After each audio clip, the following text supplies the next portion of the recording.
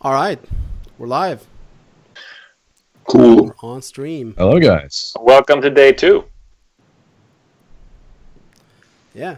So Hello. this is the origins thing. Is that what we call it? It is. This lovely gang of people. We of course have not always been these people, but these are the people whose origin we are going to talk about. We've done a few things before, some of us, different things. But I think this could be the story of kind of how we ended up in this configuration of people, and like there's what we did before and how we met and things along the way, like the early days. I know Mika has some. First time he did sound for us, funny thing happened. But yeah, let's get to that. So I guess we've talked about this some, but I guess it started with a midsummer party 20 years ago. Yeah. And You, me, and Carl. Yeah. Yeah, the Carl played bass until we went through a bunch of other bass players. But yeah, it's funny though that Carl quit I guess we kind of decided that you can't have a band long distance, which obviously is something we've matured away from. Yeah. But it was different then. It wasn't the same. Yeah, like there was no Dropbox, it wasn't the same. So, but anyway. And I'm also glad, in a way, that Carl left, because that led to me. Sliding doors. Yeah, the butterfly effect. Yeah. Deso, he had this thing. It was a fun quote. He said, like, being the bass player for Machinae Supremacy is like defense against the dark arts at Hogwarts. It's a dangerous job. but still, this constellation, it's been stable since 2012, and considering we've only added people for a while, it's been stable longer than that. So 2011, I guess. Yeah. But yeah, we're really happy with the way things are here. This is a really functioning team, and I mean, we include Mika in that statement. This is I'd see it. It's a team. We work together. We work well together. Well, not if you ask Mika. Well, that's because it's his job to make us work well together. So he has to be really harsh. Well, you know the song "Wind Beneath My Wings"? No, but tell me more. Well, basically it's the song about lifting people up. Yeah. I'm not the wind, I'm the anchor in your feet.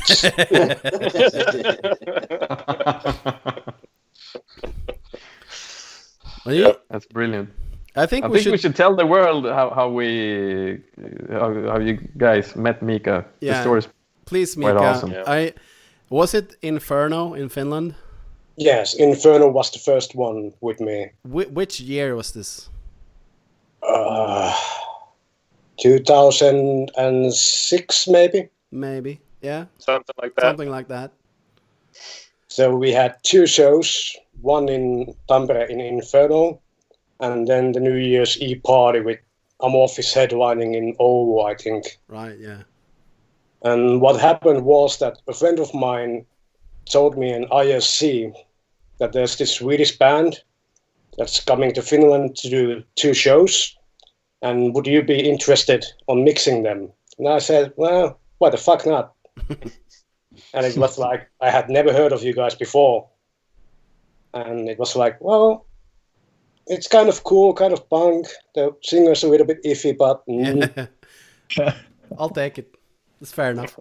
So basically, we have Mumpis to blame for that. Yeah. I wonder what Mumpis... Yeah, okay. Carry on.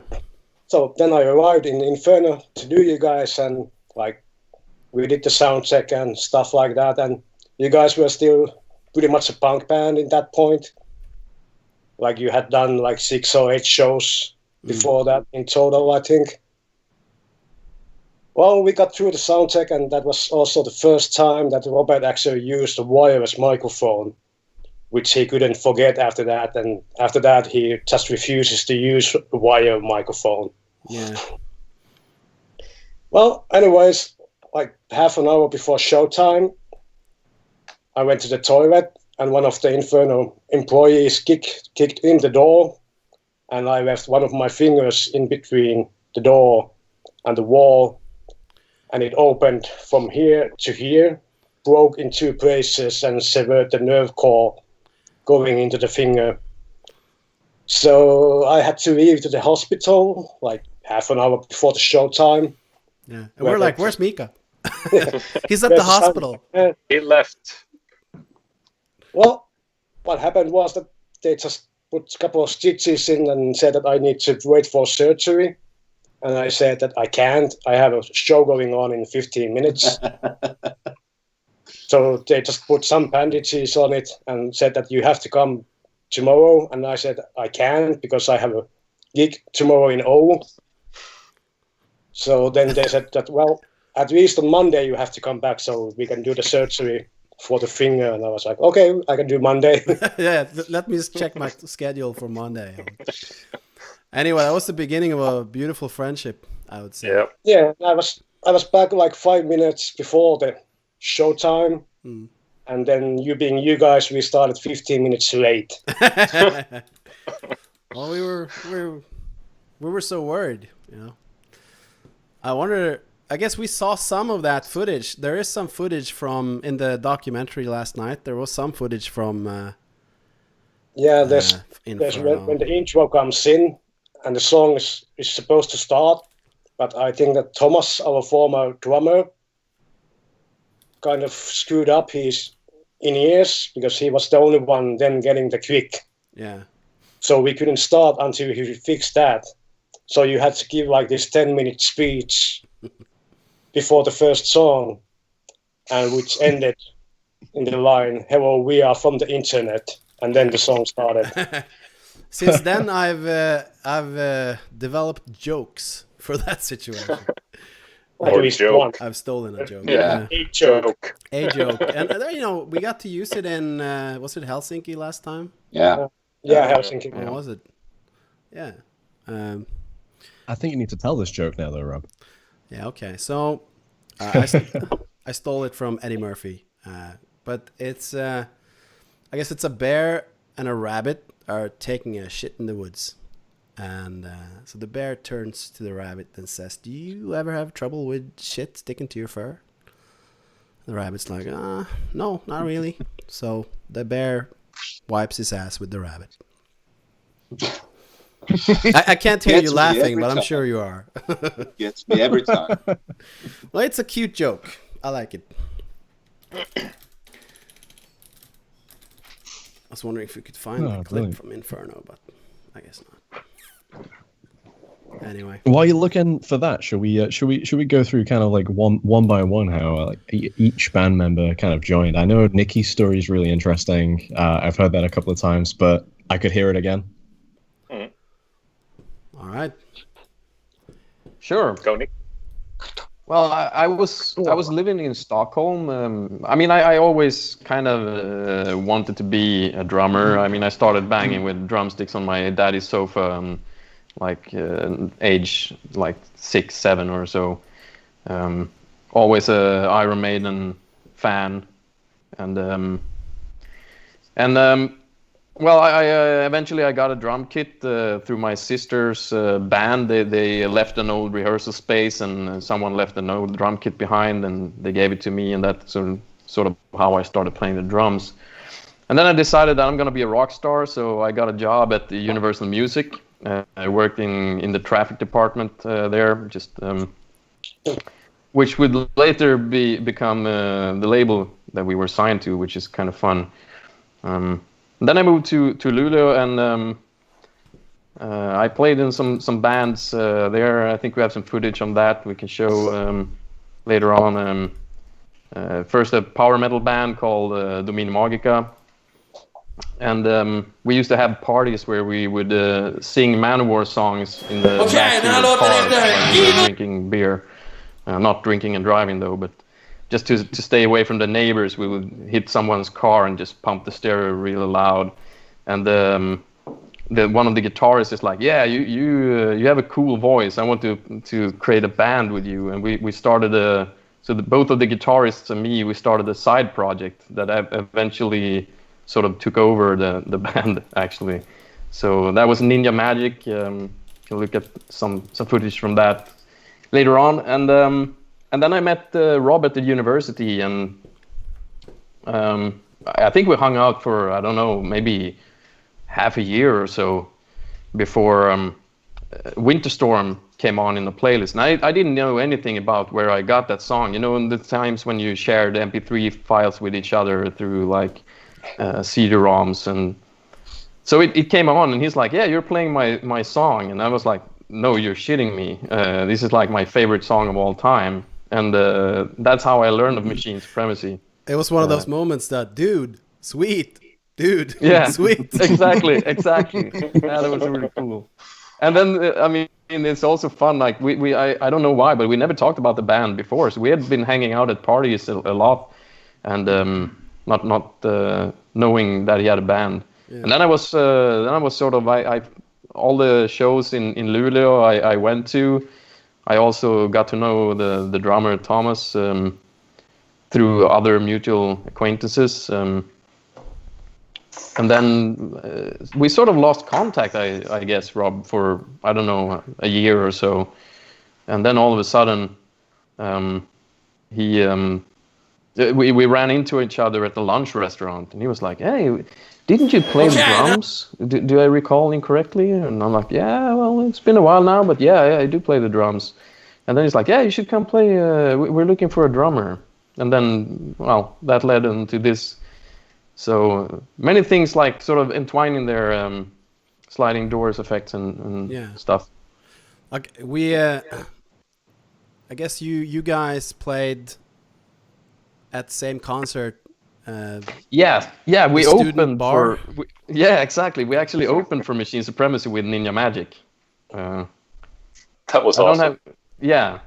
I think we have a drum solo from that. But we could show another song from Ninja Magic. Let's show something from Ninja Magic and then the drum solo. I have a video here. Let's see if it plays. So that's Nikki. Just gotta say this Nikki singing.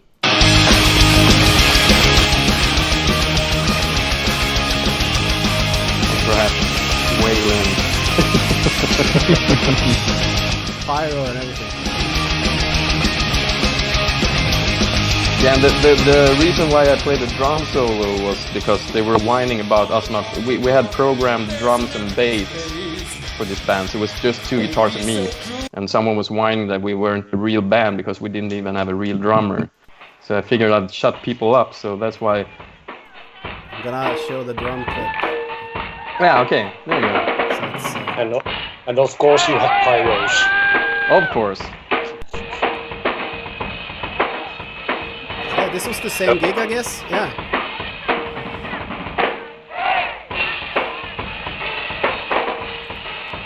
And incidentally, also how we learned that Nikki plays the drums. Yeah. So that kind of planted that seed in our heads. Crowd loves it.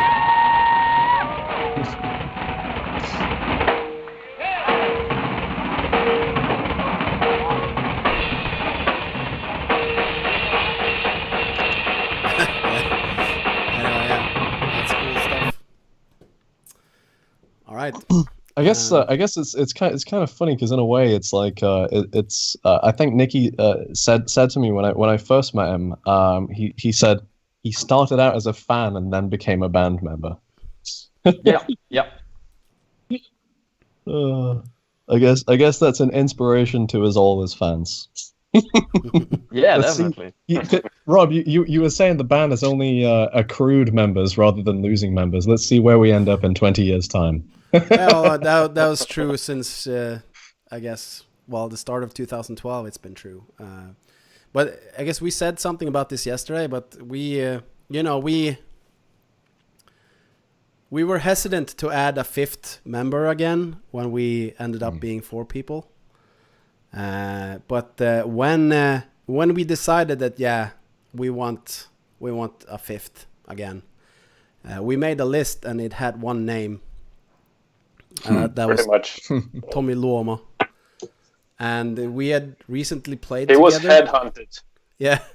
Your first thought is no, but he has his band. So, but then we figured maybe possibly he still wants to. So, Otherwise, known as a hostile takeover. but we should talk about Kill the Romance some more. I mean, there's obviously more stuff we can discuss with everything with Nikki and I'm sure, but I'm thinking we can all chime in when we remember stuff as we go along. So, Tommy, you were rocking with Kill the Romance when we met you. When was that the first time? The first time we opened up for you guys was in 2009 in Tampere. I think the bar was called Dante's Highlight. No, Hella. Dante's Highlight was... Okay. Anyways, 2009, and it was only one gig. And we didn't even talk to each other, or I didn't have the balls to say anything. But I remember, like, when you guys started to sound check, and Jonne brought up his Lightning Kelly, the guitar that I've been dreaming about. Show it, Jonne. Show it. 12. Do you have it? Sorry. Continue, Tommy. Yeah, of course. Yeah, but that moment, I was like, dude, he plays like Marty Friedman. He uses Jackson Kelly, and that's the one. Such a beaut. Yeah, so there was already something to it, but that was the only gig, and I guess it was yours, like the last gig of your tour that time. And then we were asked again to warm up for you guys in 2010, 11, and 12, and I got to know you better, and it's not much to tell about that in that way, but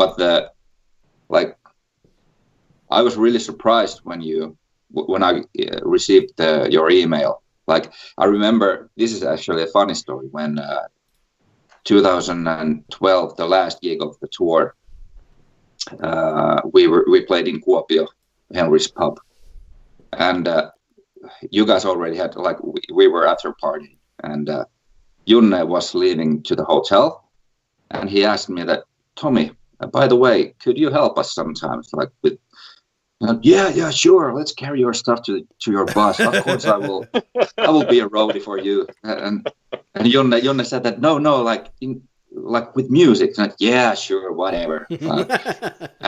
I was pretty wasted, of course. But of course. Anyways, like, that was like after that week or two, and I received your email. Like, it was a long email, and in the end, you just said that you want to join, and of course I wanted to play a bit hard to catch. I replied you that I have to check up on my wife, that what she thinks about it, and I sent the email to you, and then I shouted to Sonia, my wife, that I'm joining Machinae Supremacy, by the way.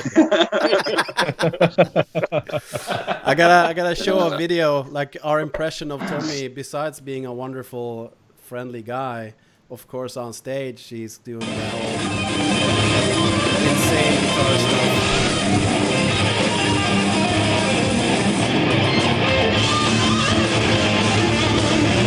But you had a choice of Northern and Machinae Supremacy, and you decided on Machinae Supremacy. Yes. Yeah, so Tommy played in Northern. When was this? You've been back and forth with Northern a bit. No. Like, I started with Kill the Romance, like we were previously known as Drowned in Life. We started in, like, 1999 with Mika Tanttu and Antti Kokkonen, like, and then after a couple of years and few demos, we changed the band name to Kill the Romance and started to play a bit more heavier, like more death metal, like Gothenburg metal kind of stuff. And I also play in a band called Tuoni, and the drummer of that band is Heikki Saari, and he was the drummer in Northern, and like also a band that I was a fan since 2004. And Heikki asked me to join, not to join, to stand in for Christian Ranta, their former guitar player. And I got to play in Northern like the last 2 years of their career. And also I got to play in their last gig in Brutal Assault Festival in Czech Republic. But yeah, that I weren't like hopping in and hopping out. But I was never a former like an official member of the band in Northern. But that's my history. And of course, when you guys asked me, that was it was an easy choice. Yeah, I think. Thank you for that. Yeah, but somewhere, yeah, like you've sometimes you've been confused, like you've sometimes thought that you weren't like a full member, like since you're maybe it's because you're in Finland or something, like you're worried, like I'm worried I'm gonna get kicked out or something, you know, like yeah, but like I get that because we don't meet you as often as, I mean, obviously we don't meet Jonne very often either, but of course we had a longer history of living in the same place. But like I've had to tell Tommy sometimes, it's insane. Like this is the band. God damn it, you know. Yeah, it's sometimes like I don't want to sound like gloomy or anything, but sometimes it feels like I'm dragging you guys down, and which is insane. Yeah, come on, you're the wind beneath our wings. Damn it. Yeah, Mika's the anchor and you're the wind. Yeah, exactly. But Tommy, tell me, which band was it? We were speaking of that like 2 weeks ago or something about you wanted to form like the Children of Bodom hate crew, and you created your own. Yeah. That was Drowned in Life, like the first. Band. It was Drowned in Life, yeah. Yeah, and actually, can you see this? Like these letters here. Mm. There's only three guys that have those like as a tattoo, and it's DIAC, Drowned in Alcohol Crew.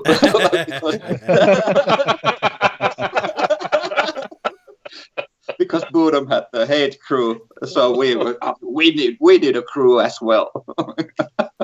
That's so fucking brilliant. Yeah, but like my father has always listened to like heavy rock, and like everything started for me from Iron Maiden and Kiss. Like Kiss is the greatest band ever. So I remember like being 9 or 10 years old, didn't know how to play any instrument or whatnot, but I decided when I saw Kiss music video, I Was Made for Loving You, Baby, for the first time. I'm like, that's what I want to do. Those guys are so freaking cool. So yeah, I was destined for this. Yeah, for sure. Born for this, baby. Yeah.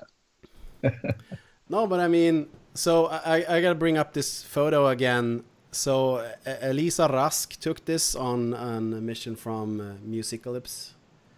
It's from backstage in Nosturi. We're like, let's do something fun. So we have fruit and game controllers, and I don't know, like this is a while ago, but I feel like this photo it summarizes this band pretty well, you know, like I don't know if you can, yeah, anyway, that's how you hold a controller when you're metal. Yeah. Yes. Jonne is showing the way. So I think that Jonne just died.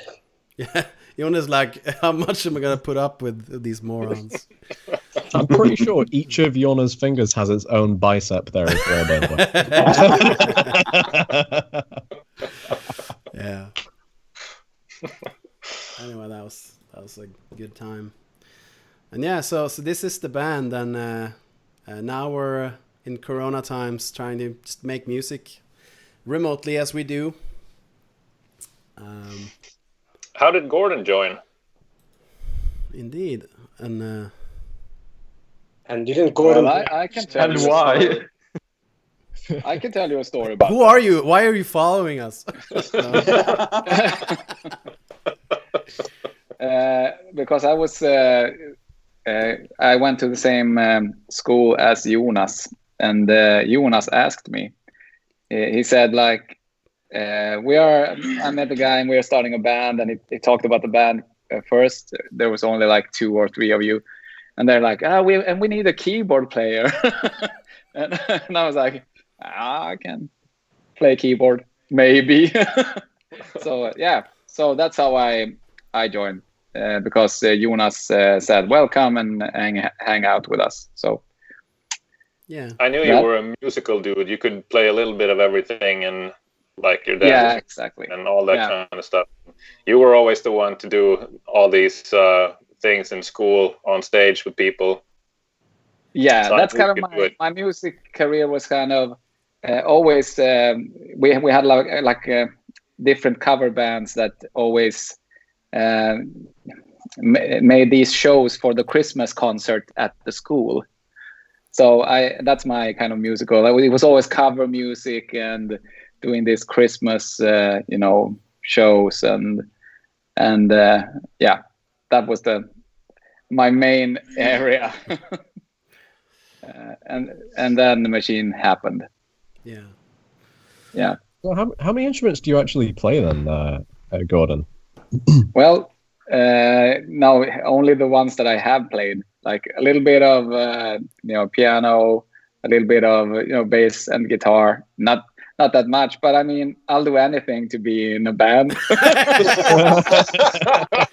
I'm just waiting for the day that Nicky fucks himself up so bad that you have to play the drums. Yeah, exactly. I know, yeah. I was just gonna say, Gordon, you've been through so many different instruments and roles in the band. Like, Yeah, That's you've done because, everything now. Gordon exactly. obviously also is someone we just have to have in the band. So, then it's like, well, we need this. You think you want to do this? And it's like, yeah, fuck. Throw anything my way. I will fight it. Yeah. No, I'm kind of the janitor of the band. I kind of clean up everywhere where we need to have something. Yeah. And spoiler, he's gonna be also the light tech in future shows. Exactly. Gordon does kind of much, but he's always open to do even more. So, yeah. Well, that's I remember something. the days of Now of I'm the Gordon gear Fruits. guy, so I work on the new gear now. Yeah. And More that's on that in the guitar Q&A. Yeah, of course. We it's it's been brought to our attention that it could be interesting to know what roles we have besides music. But yeah, suffice to say that Gordon is our tech guy. Live gear, lights, sound, but those kinds of things. I mean, we all help out, but yeah, Gordon is the one who built our live cabinet and that stuff. And there's a lot of things to think about there and to solve. So I see in the YouTube chat, people are saying Gordon is the Mr. Versatility. He can do anything. Yeah. That's He's awesome. also the It's bus true. driver. Let Gordon play He's drums. also he's also the It's gig Gordon guy. who's saying that. Yeah, that's my alter ego. It's is a saying request that. from Norway, so But it is a decent amount of the opportunity that Nicky is gonna fuck himself up somehow. Yes. Maybe next Sunday. I'm jumping out of an airplane then, so let's see. yeah. Oh shit, you are? Yeah, I'm doing what do you call it? Like dual jump. Yeah, Chose skydiving. 2020 to do a skydive. How could you do this to us? Well, we'll be at the ground with something to scrape him up, and I'm hoping. Actually, I was about to do this this was a gift from my family when I got my PhD, and I was scheduled to do it. I think I was scheduled for a Sunday, and it was like a few days before that the plane actually crashed, killing 11 people. So the club has been sort of reorganizing for almost 2 years now, and they just got a new airplane and are jumping. So I'm kind of hoping lightning doesn't strike twice in this. In the same place. Well, Nikki, yeah. it's been nice knowing you. Thank you. Likewise. I've been doing this job for like 18 years now for a profession, and he's the only one that got a drumstick in his eye doing a live show. And Actually, I've seen like we can have a look at that. That was in Munich. Munich. Yeah. So if you search for Machine Supremacy Live Munich, that's the clip where everything basically fucks up in that gig. It's pretty funny because first Tom is in here goes, no, your guitar goes. Guitar died. Yeah, and the same second that you walk off stage, I get a splinter in the eye from a drumstick. Someone had made this video where it slows down when you do it, and it gets the text from Grand Theft Auto, busted. You know, like wasted. Yeah, wasted. Wasted. Yeah, that was kind of bad, and I didn't find it. I thought it was a fly first. And I mean, it really hurt for a few songs, and then I was kind of okay. And you walked around thinking like, yeah, the fly probably got out. And then the morning after, when you go get up in the bus, you rub your eyes, you know, when you get out of bed, and then like, oh fuck, like starts hurting again. And then I found this like 1.5 centimeter long splinter lying there, like all gooey and stuff. I have a clip from that tour, but I don't know if it's still buffering. Yeah. You can find it on. I can send you the link. Wait. Wonder where we have the. Yeah, send it if you have it. While Nikki's doing that, Robert and Jonne, like when you met at 20 years ago, like what kind of music did you both do? Chip tunes like before that, or how? Like what kind of music you did before that? It was totally different. That was the cool thing. I mean, I've never been in a band before, Machine. I just sat on my bed playing guitar, playing Megadeth for 8 years. And that was basically it. Recording stuff into a tape recorder. And I didn't do recording to PC. And I hadn't learned those things yet. But when I met Rob, the idea was Cryosleep was the first song we did, and the things that I got from Rob were much more towards that, more synthesizer, synth drums, and I think the pitch was EDM music but with acoustic drums and electric guitar. I think that was the idea. That was. It deviated a little bit from that, but I think that was the first thing we tried. I think like me and Carl, we'd had this band that, or me and Carl and a guy called Emil had some sort of synth project. And it was really one of those angry at the world kind of youth things. And which is also why Machine Supremacy kind of started out more lighthearted than it's become. I guess we stopped doing that, and we were thinking what to do, and we liked cyberpunk, so the name I think we had pretty early, like Machine Supremacy is like, it's the name, but we didn't really know what to do. And before someone gave us the idea that we could have guitar in it, it was kind of like, it's gonna be something synthy, something like that, something with a beat. And Cryosleep reflects that obviously, but what happened was, if we make a long story short, Jonne came over with an amp and a guitar, and I was already working on Cryosleep. So, he starts riffing on it. And you have the SID, you have the PV distortion on the guitar, and Like was that the Washburn guitar? Like, or was it something? Probably, yes. Because it was still a good guitar, even if it wasn't a Jackson. You know, it has a cool sound, and just he has a riff for it, I think, pretty much already, and we just look at each other like, this sound, the way this sounds, it's like we have something here. This sound, and it morphed into more of an acoustic project, but obviously the electronic elements have always been there, and more so in some songs than others. I think it just evolved into it naturally. I don't think we had an idea to make it more. Yeah, we didn't have a recipe. It was just the kind of sounds we used, the kind of samples we used, and we made some songs, and they just kind of turned and the into kind of people that joined after too. Like it all morphed into what fit the.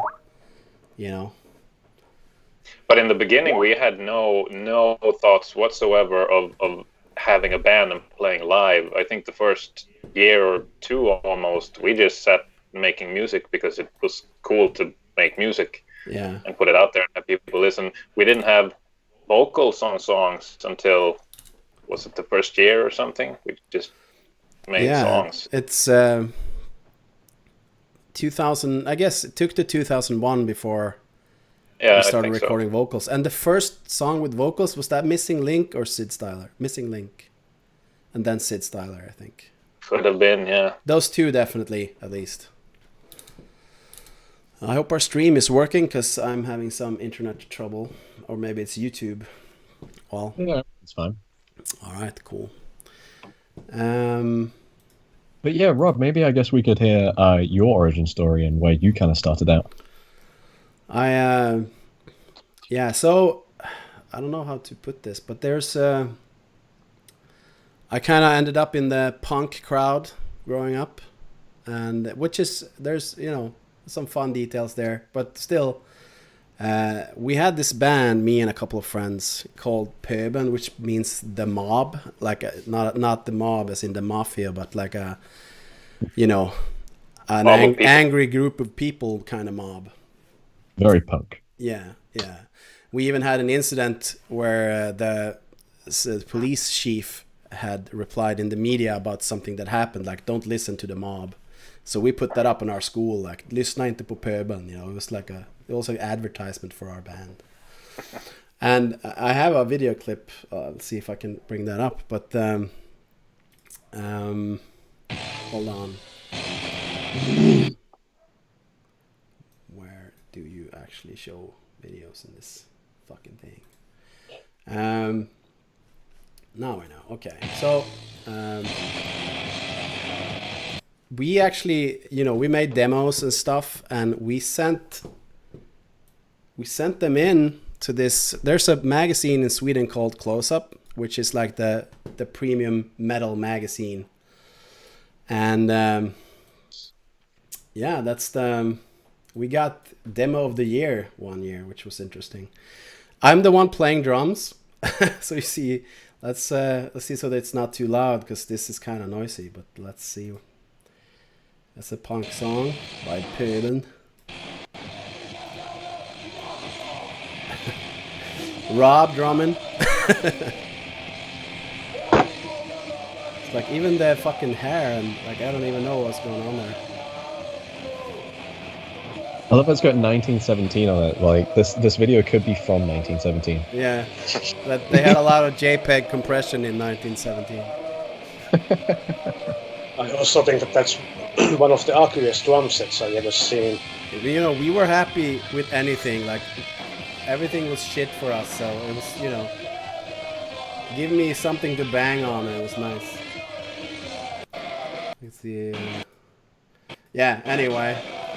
In some ways, that feels like the most relevant thing, because there's been other things, but where's But that was one of the cool parts of us coming together like that, because you had that background, and mine was very similar to Tommy's. I discovered music basically when my cousin introduced me to Kiss way back when.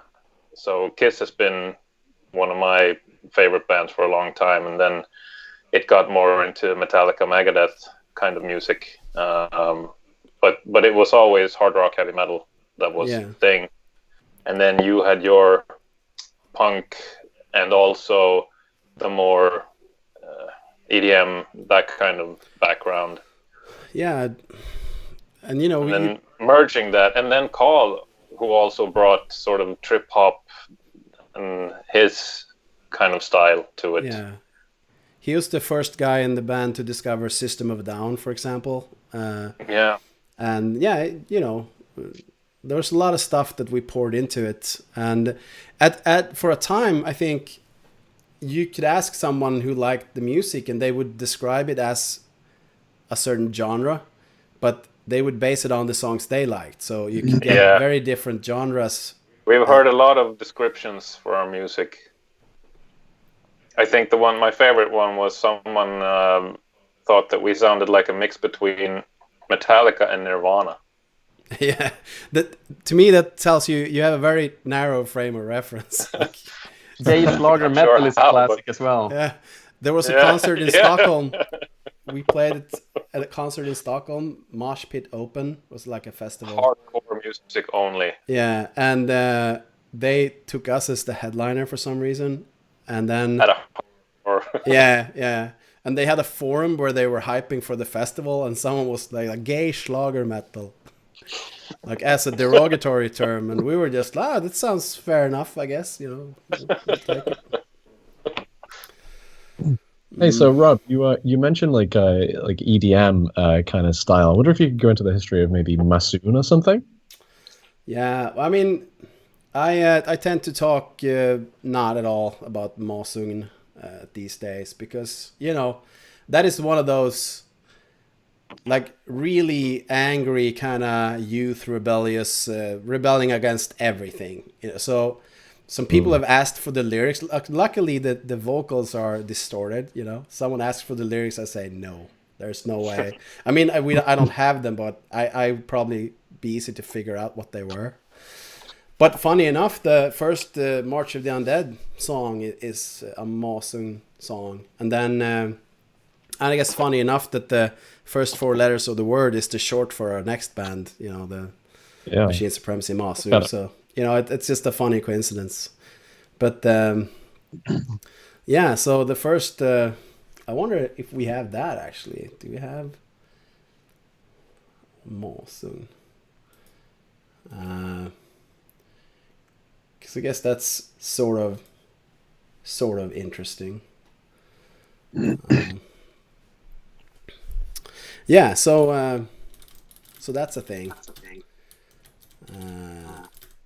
MASU-CON had a really like unique kind of EDM full-on electronic kind of sound. And there's a lot of like cult fans of them still, even if they can't understand a single word of the lyrics. Yeah, an old friend called me a couple of years ago, and he's like, "I just been to a club in Gothenburg, and they played one of the MASU-CON songs." And it just seems weird to me. It's like, what? You know, so it has a life of its own somewhere. Very niche. I think, you know, we usually think of Machine as pretty niche, but now this is beyond niche, I guess. Anyway, I guess I can't both stream and play too much YouTube here, but yeah, that's something we can discuss in the Discord later.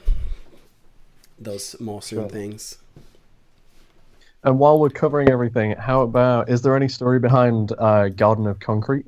I know that was one of your earlier projects as well. Yeah, there's not much to say besides that Thomas Nilsson, who played drums with Machine before Nicky, he and I played in that band. It was sort of a skate punk band. And you know, we had some good times. We sent a demo to Fat Records, which is the NoFX record label. We sent to a bunch of labels, and the only one that replied was the biggest one, Fat Records. And you know, we didn't get signed, but he said like, "This is awesome, keep going, you know, carry on." And it was just fun, you know. Those days, they just made music because it was fun. I mean, now we do it because it's fun, but we also know that people have expectations, you know. Like you think about that. Like I hope people like it. Oh, people like it. It didn't care about it then. It's like, fuck people. We're just gonna make cool songs. Yeah, but it was different. We just made music. We didn't even know people were listening in the beginning. Yeah, it was the Dunning-Kruger thing. And even when people started listening and we knew about it, it was still just make more music. And we've never tried to stay within a certain genre or something like that. Most of it sounds the same, but it's basically because it's us doing it. I mean, we have our way of making music, so it comes out like that. But we have never been shy of trying different things. We follow the song where it needs to go. Yeah. Yeah, and the sound has evolved over time due to that. As long as it has Sid in it, of course. Yeah. Mm-hmm. No, but even when it has Sid, it still needs more. Of course. Apparently. That's the first Machine Supremacy meme. Hence Deus Ex Machine. But it's like, regarding just the difficulty making music, I remember we weren't super happy with DXM. And that is why in the first song on Redeemer, it's actually in the lyrics in the song Elite. Did you doubt us from what came before? Were you not a believer? Here and now, all your doubts are no more, because this is a Redeemer. And the cool part is Redeemer really, it really made things happen. Spine Farm found us. Like, there's a lot of stuff that happened. We got a lot of people, there's still people who found us from the webography stuff, but Redeemer, I think that was one of those that really pushed us ahead.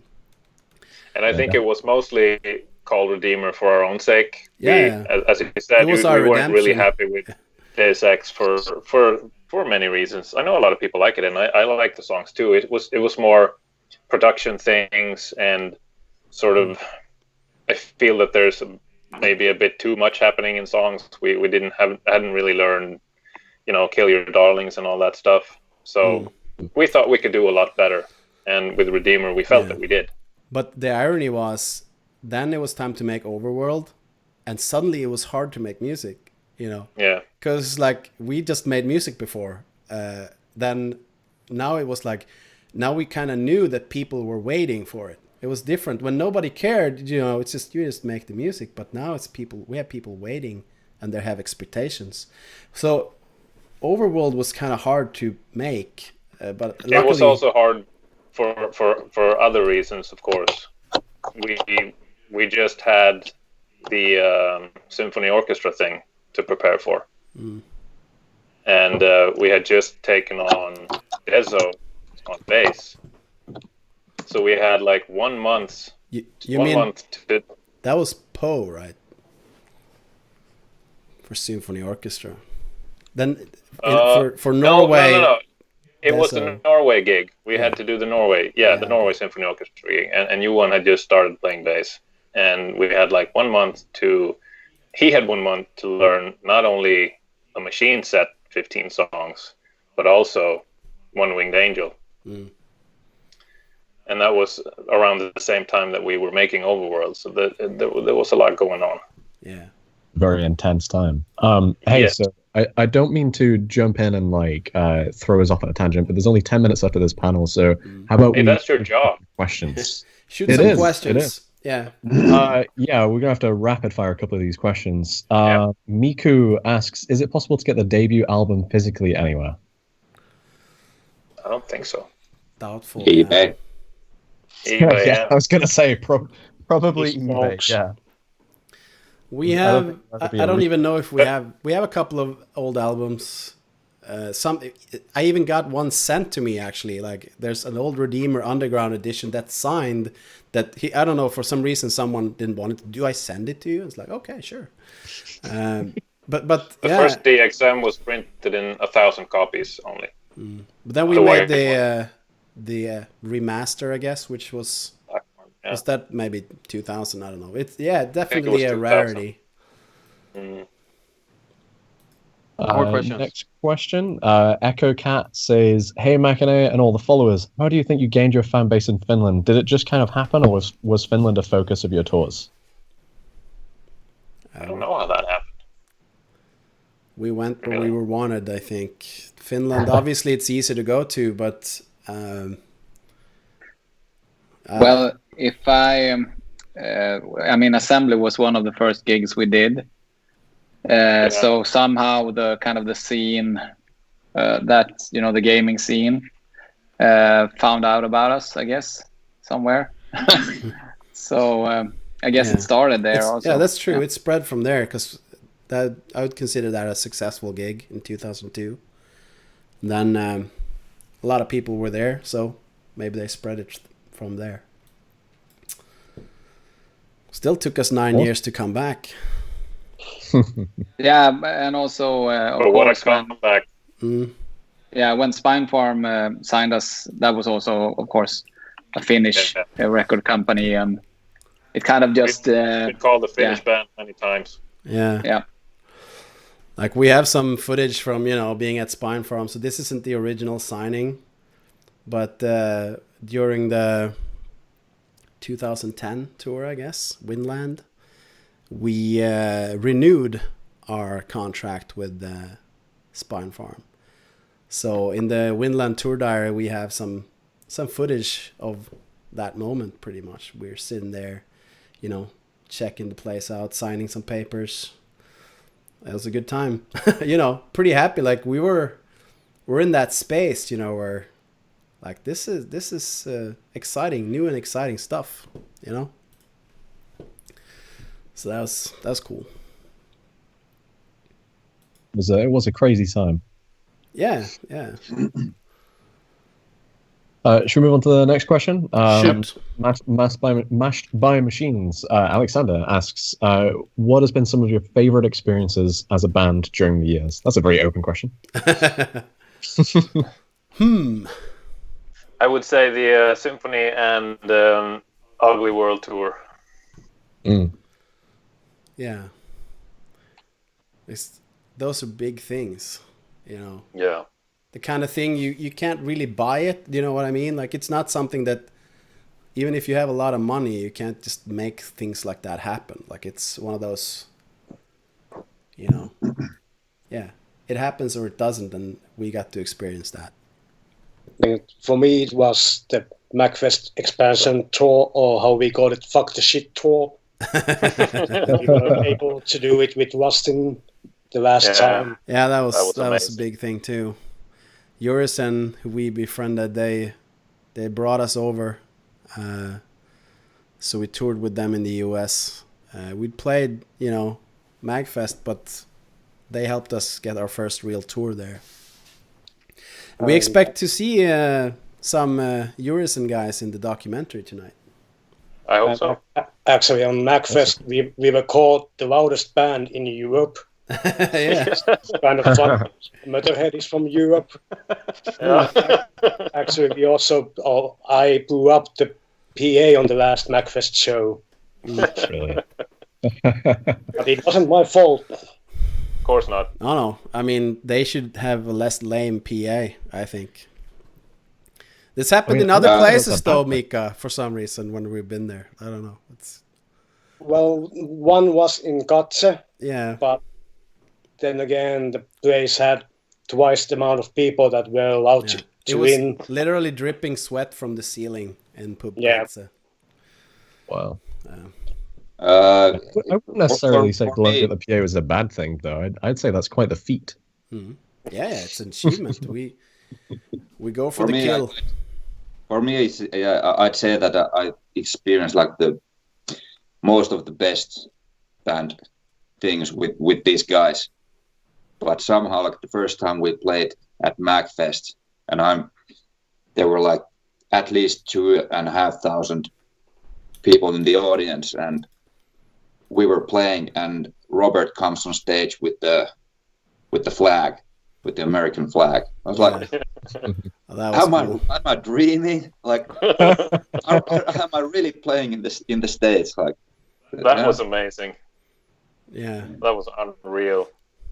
And they told us there's so many like small memories also. I mean, it's kind of like, I mean, of course, if you pick big things, but I mean, imagine 20 years. I mean, me being part of this for now, what, 11 years.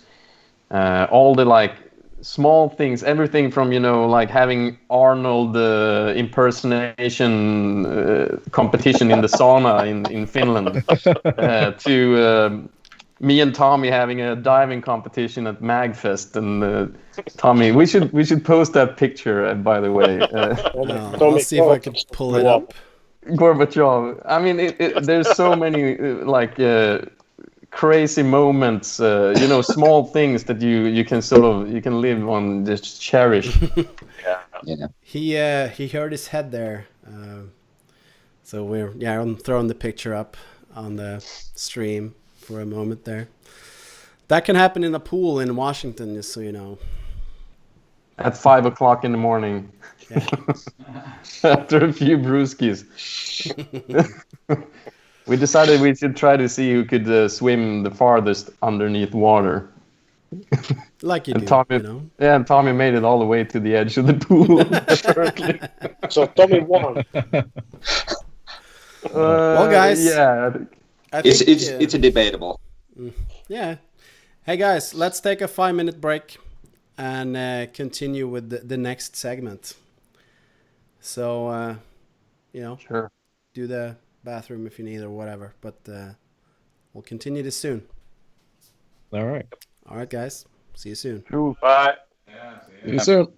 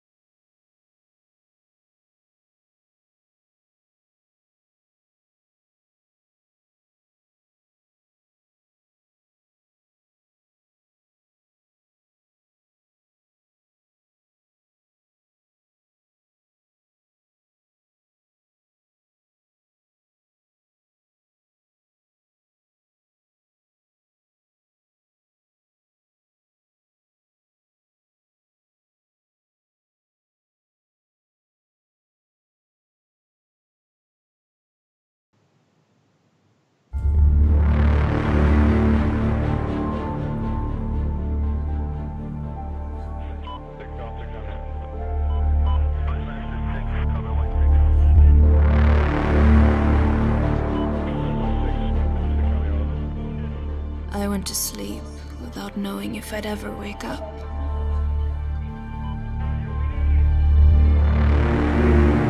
I wasn't made for the world I left behind. I was incompatible. But the world changed.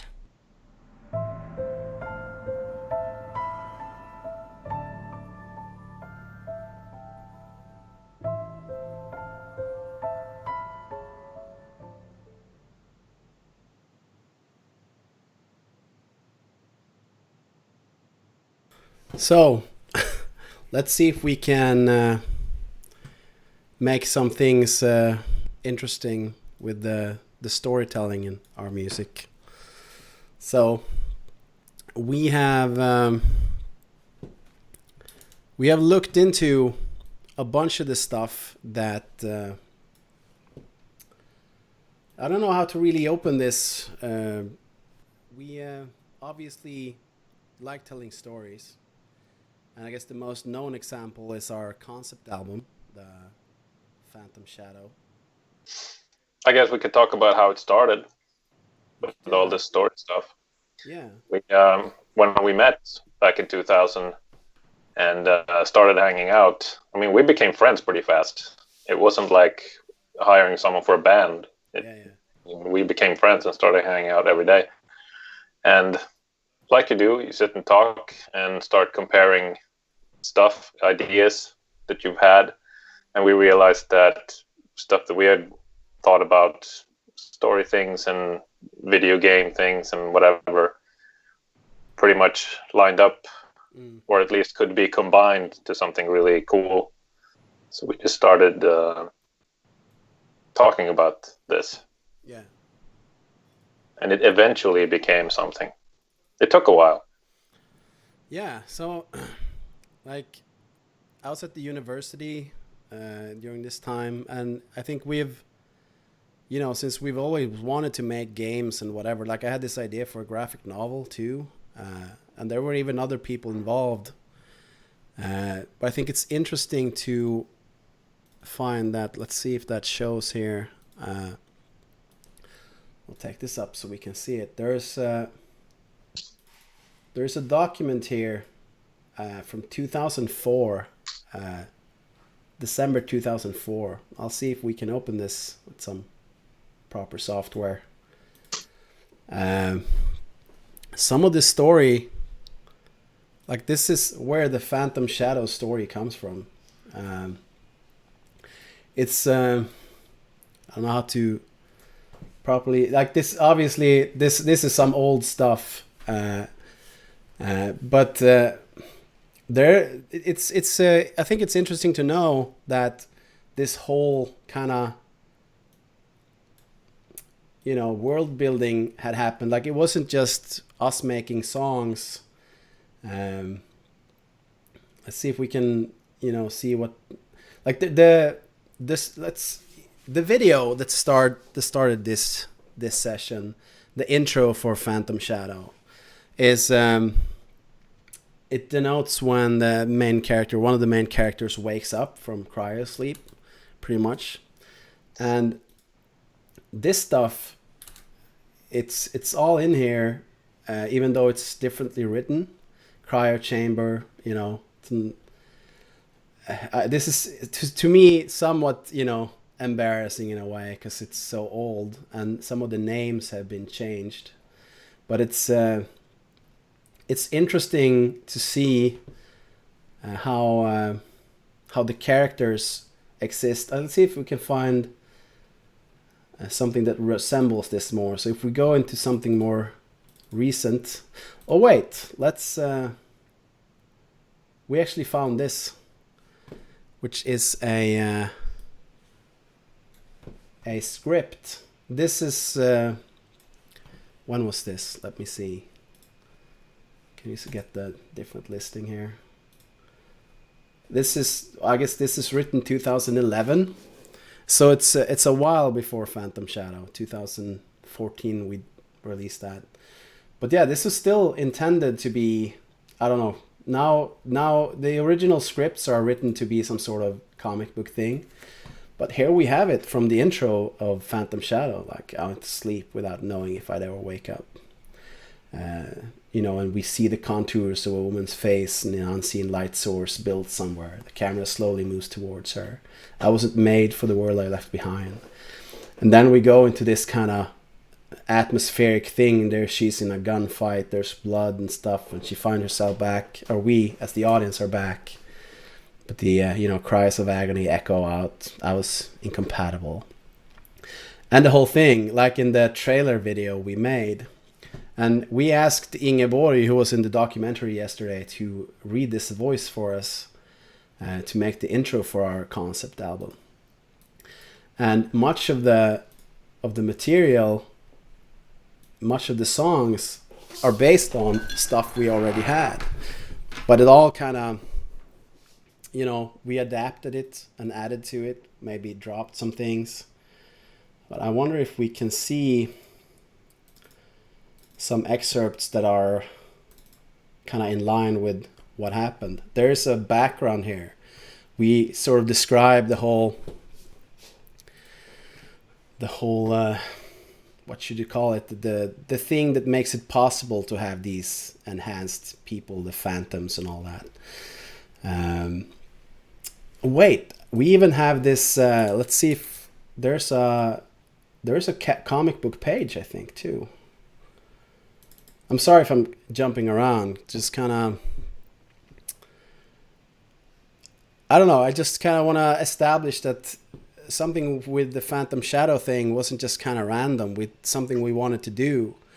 And since the only thing we really know how to do is music, eventually we kind of put everything in there, even the storytelling. And we had done this before, like there are parts of this story from way back. Yeah.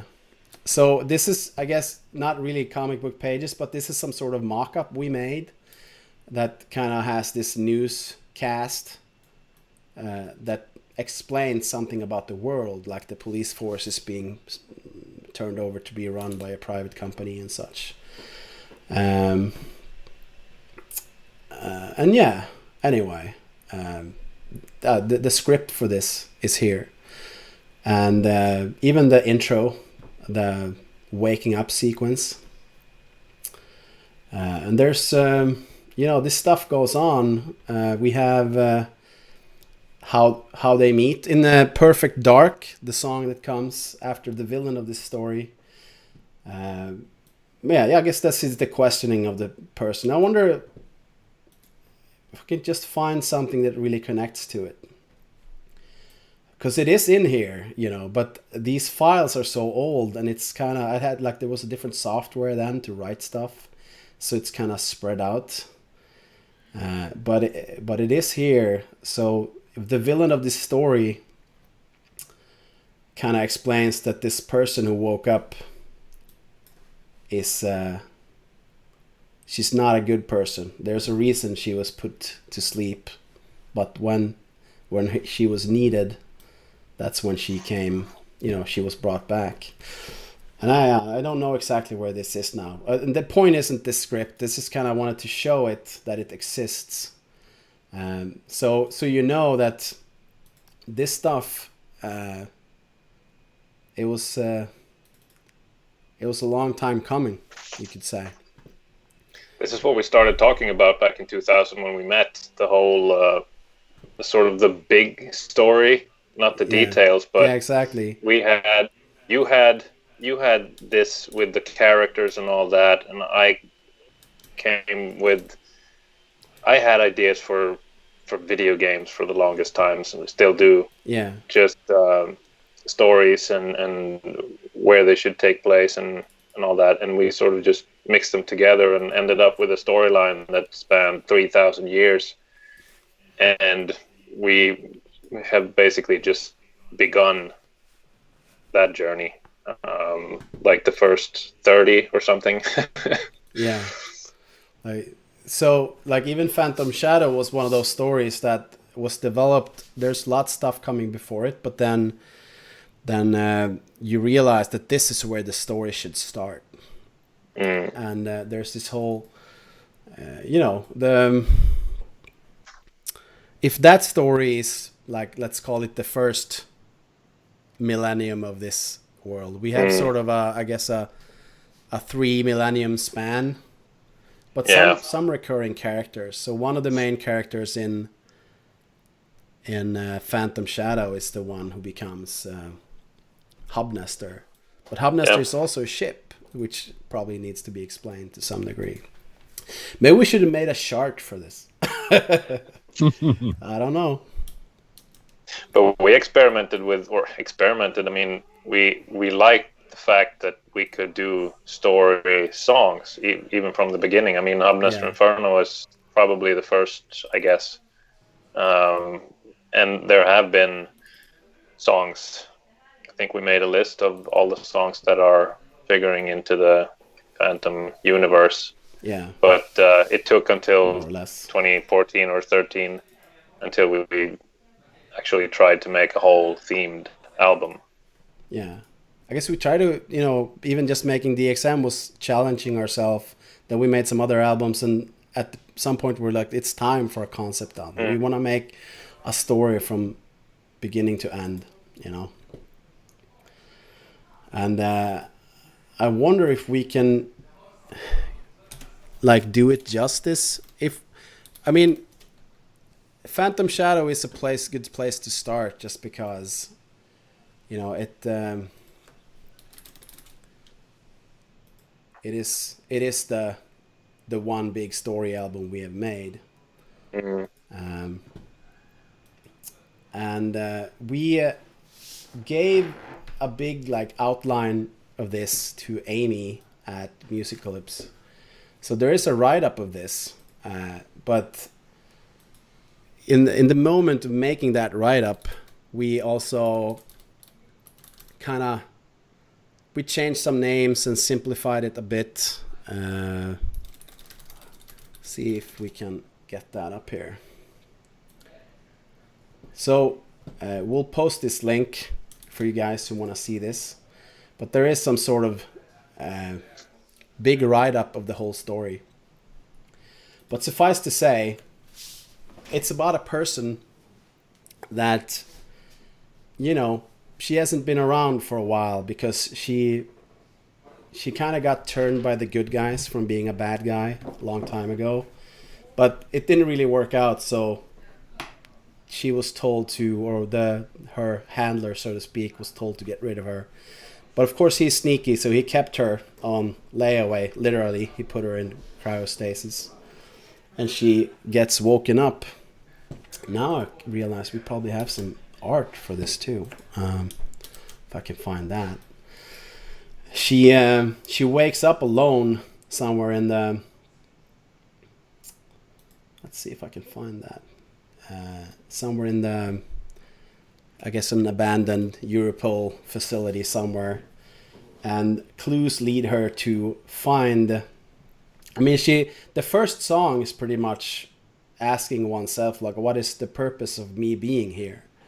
Why would I be brought back? And she figures it out when she meets the two people that she's supposed to protect. That's when, Perfect Dark, that's her. She realizes that in order for good people to not be corrupted fighting evil, maybe someone who is already corrupted is the best person to do that. And, even in the second one, that kind of is reflected, maybe possibly she's the kind of person who doesn't care if she hurts someone, but she might as well do good with it, But that comes later, because there's other stuff in the story development. And in this story, stuff happens. They, get to fight. And we have this too. I wonder that could be, because obviously there's stuff in between these. There's a lot to read between the lines. These are moments from the story. There's a fight with one of the people that comes after them, and this Europa reflects that. Then there's a call to arms to others. They find a way to speak to people. And we get a glimpse, as any good story, any good blockbuster will have a glimpse of the bad guys, what's going on. They realize that they have someone formidable coming after them, even though the good guys don't yet know. So they send these phantoms after our people, so to speak, our heroes. And phantoms are these kind of enhanced beings that are still kind of ruined, so you can't control them. But that's something that's also reflected in Phantom Battle, like who can wield such a weapon, as we sing. So there's parts of the story that kind of falls into place even as the action is happening. And one of the people that she's tasked to protect gets captured in the scene of this battle. So our good guys go and find other people who have been part of their cause before. And they, of course, set out to get the captured person back. And now there's this discussion between our original hero and the new people. You have people who has been out of the... this is a... Beyond Good and Evil is cool because it's from two perspectives. Like, both of them have been out of the fight for a while, but they've been brought back by people. And in the end, the person who brought her back comes back. And, she's upset that he kind of, the way she's been treated, so to speak.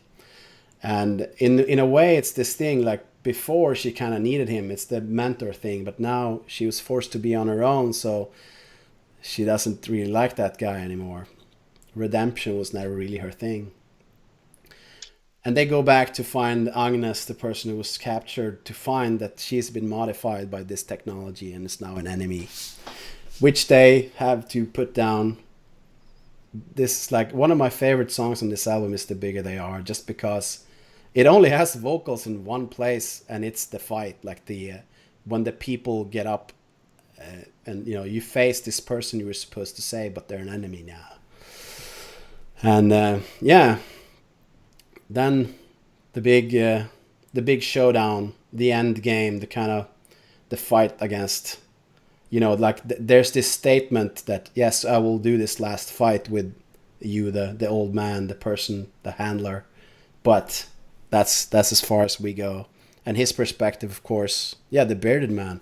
We should bring that up. That's a good idea. A YouTube comment. We could put a bigger picture of this. I was actually gonna dissect this artwork a bit in the arts session, so we can get back to that. Yeah, Sean is the bearded man at the moment. Anyway, this is one of those stories where our hero is not gonna make it. So Sky is mortally wounded. This is the end for her. However, there are more people who make it. So some of our heroes make it, and even one of the bad guys, the small girl, Sarah, she's one of the bad guys actually. Has these psychic powers, which lets her control people and these phantoms and such. So Joe or Jovi, or to be Hubnester, he finds himself alone. He thinks that everyone else is dead, and the God machine has been started. Like, this was something that the villains, the bad guys, were building all along. They had power, but they wanted more of it, as the story often goes.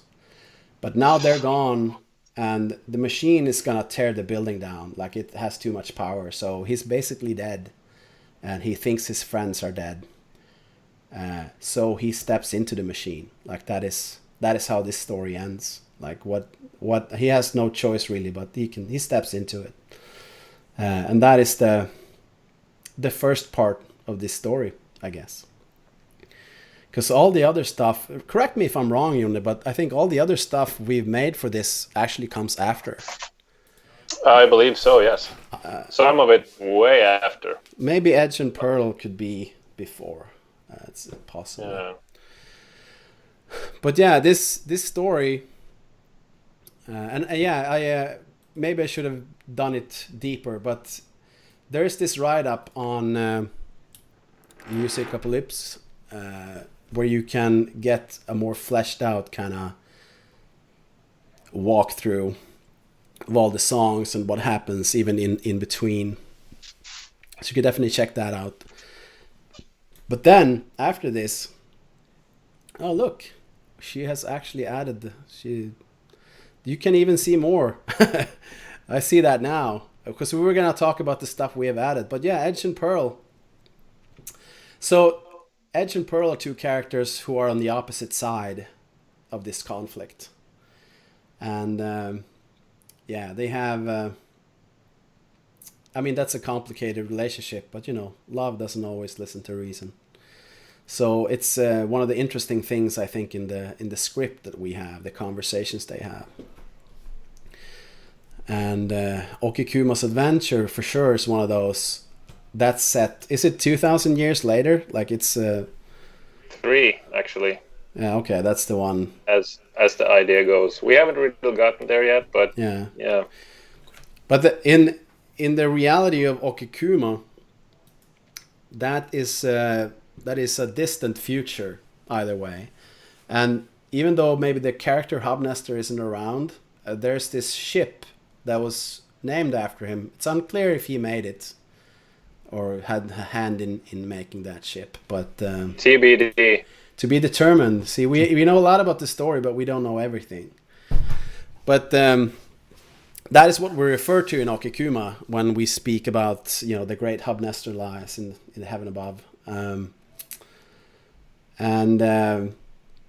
we had done Phantom Shadow, which ironically was it wasn't a very successful album then. Like it felt like because I don't know. We figured let's make an album for the people who are already fans. Like it's one of those. We're not gonna try to make it easy to listen to. We're gonna make it so it supports the story, and maybe make it a bit kind of the people who already like Machinae Supremacy are gonna get this like nice, and so yeah. But it was really fun to make this. So obviously we wanted to continue the story. And when we were gonna make Into the Night World, the original idea was to continue the story. So we have.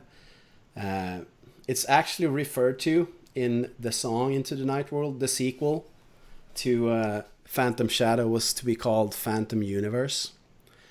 And we can talk a little bit about the stories that came to be here. Because what happened with Into the Night World was it became so... Instead of being a story that's from the beginning to the end, it kind of became this... if this was Lord of the Rings universe, this would be Silmarillion. This be kind of, various stories from that world. But some of them are connected. So one of the people who makes it from Phantom Shadow is one of the main bad guys, so to speak, which is the young girl, Sarah.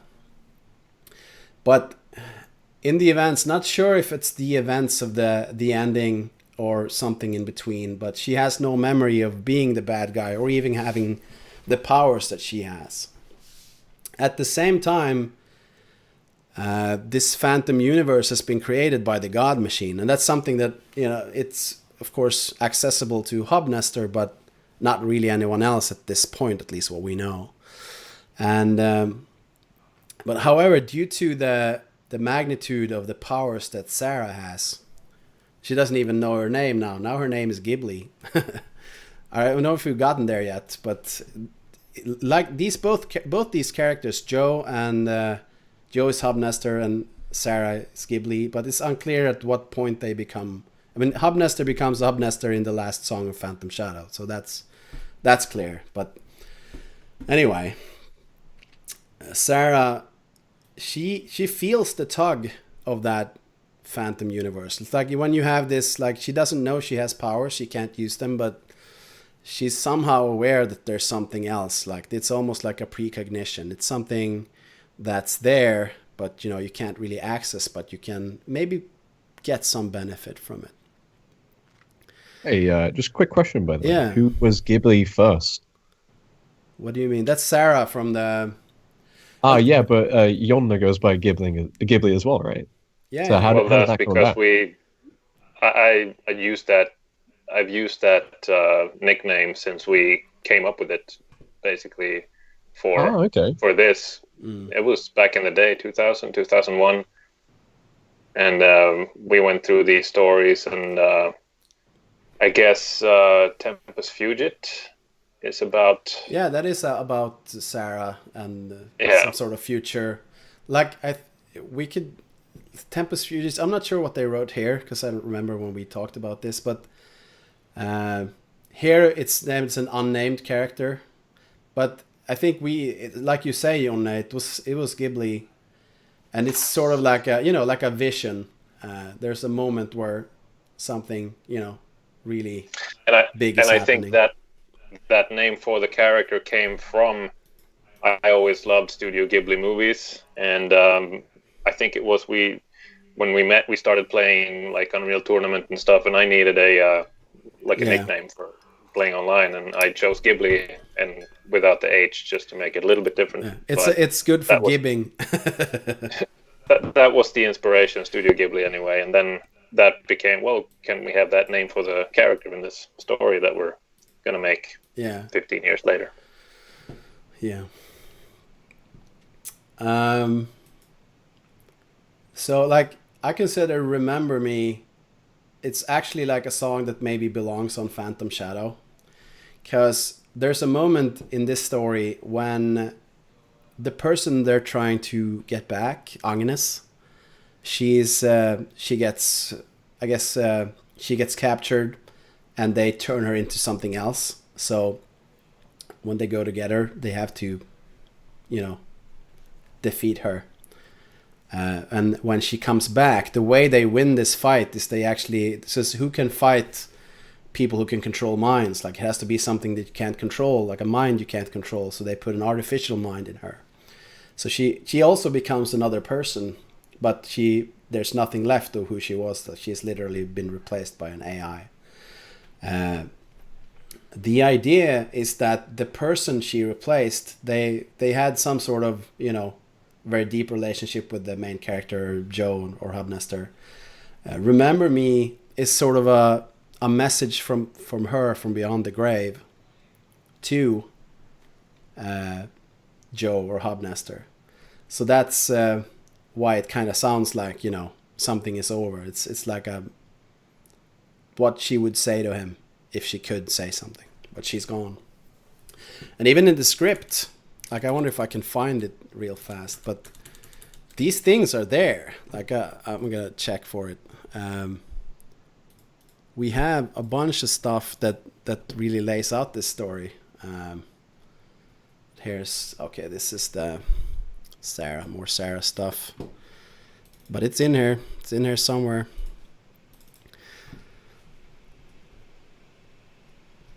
Yeah. Anyway. Then we have, I don't know how, like, there's lots that could be said about these songs. A song like 27, you could definitely fit it into the story, but doesn't have to be. So, but Spaceboat, that definitely has, like, it's like the idea of this is, Sarah is older. She doesn't remember being a bad guy. So she's sort of the protagonist here. She's a good guy. She has not fallen back into her... good guy in the sense that she's just like anybody else. But it turns out that there's some sort of... I'm not sure if we even use the term like alien presence or something. There's something in this world that, due to the fact that she has powers that she's not aware of, she can sense it and see it, but most humans can't. So it's some sort of, not sure if we should call it aliens or some sort of species that's hidden among us. That is, part of like the beast machine, the beast engine. All this stuff is part of that. And Spaceboat, that is one of the sort of bad guys in this story. But again, this story isn't as developed as Phantom Shadow. Like you saw, Phantom Shadow has scripts from 2004, like it has a lot of stuff. This doesn't have all that, so some of the questions aren't answered, even for us. Like it could go either way when we decide. But still, the idea is that this is some sort of transitional material. This is what happens between Phantom Shadow and Phantom Universe. This is because this isn't Hubnester's story. This is Sarah's story and Ghibli, and so we Another thing about Ghibli, there we also have things that we haven't maybe touched on so much ourselves since we did this.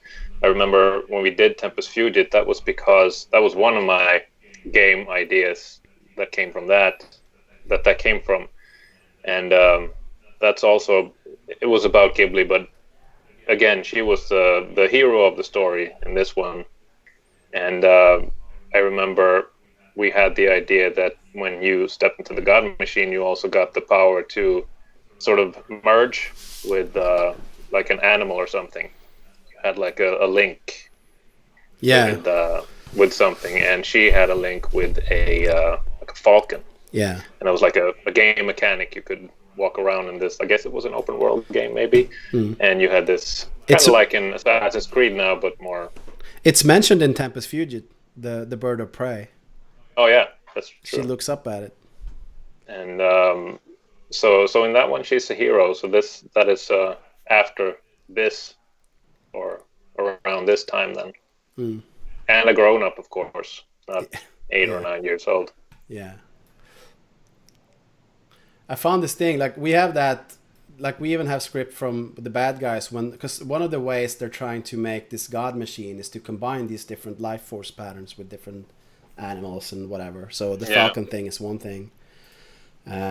There's also this that we haven't really said anywhere, but there's this fight some struggle of power between Hubnester and Ghibli later on. Yeah. Anyway, like I just wanted to show that because I found something that's kind of relevant. So in Renegades, this is when Joey goes to recruit more people. This is when they've lost Agnes, and there's just, it's not going great. So let's bring in some people we had before.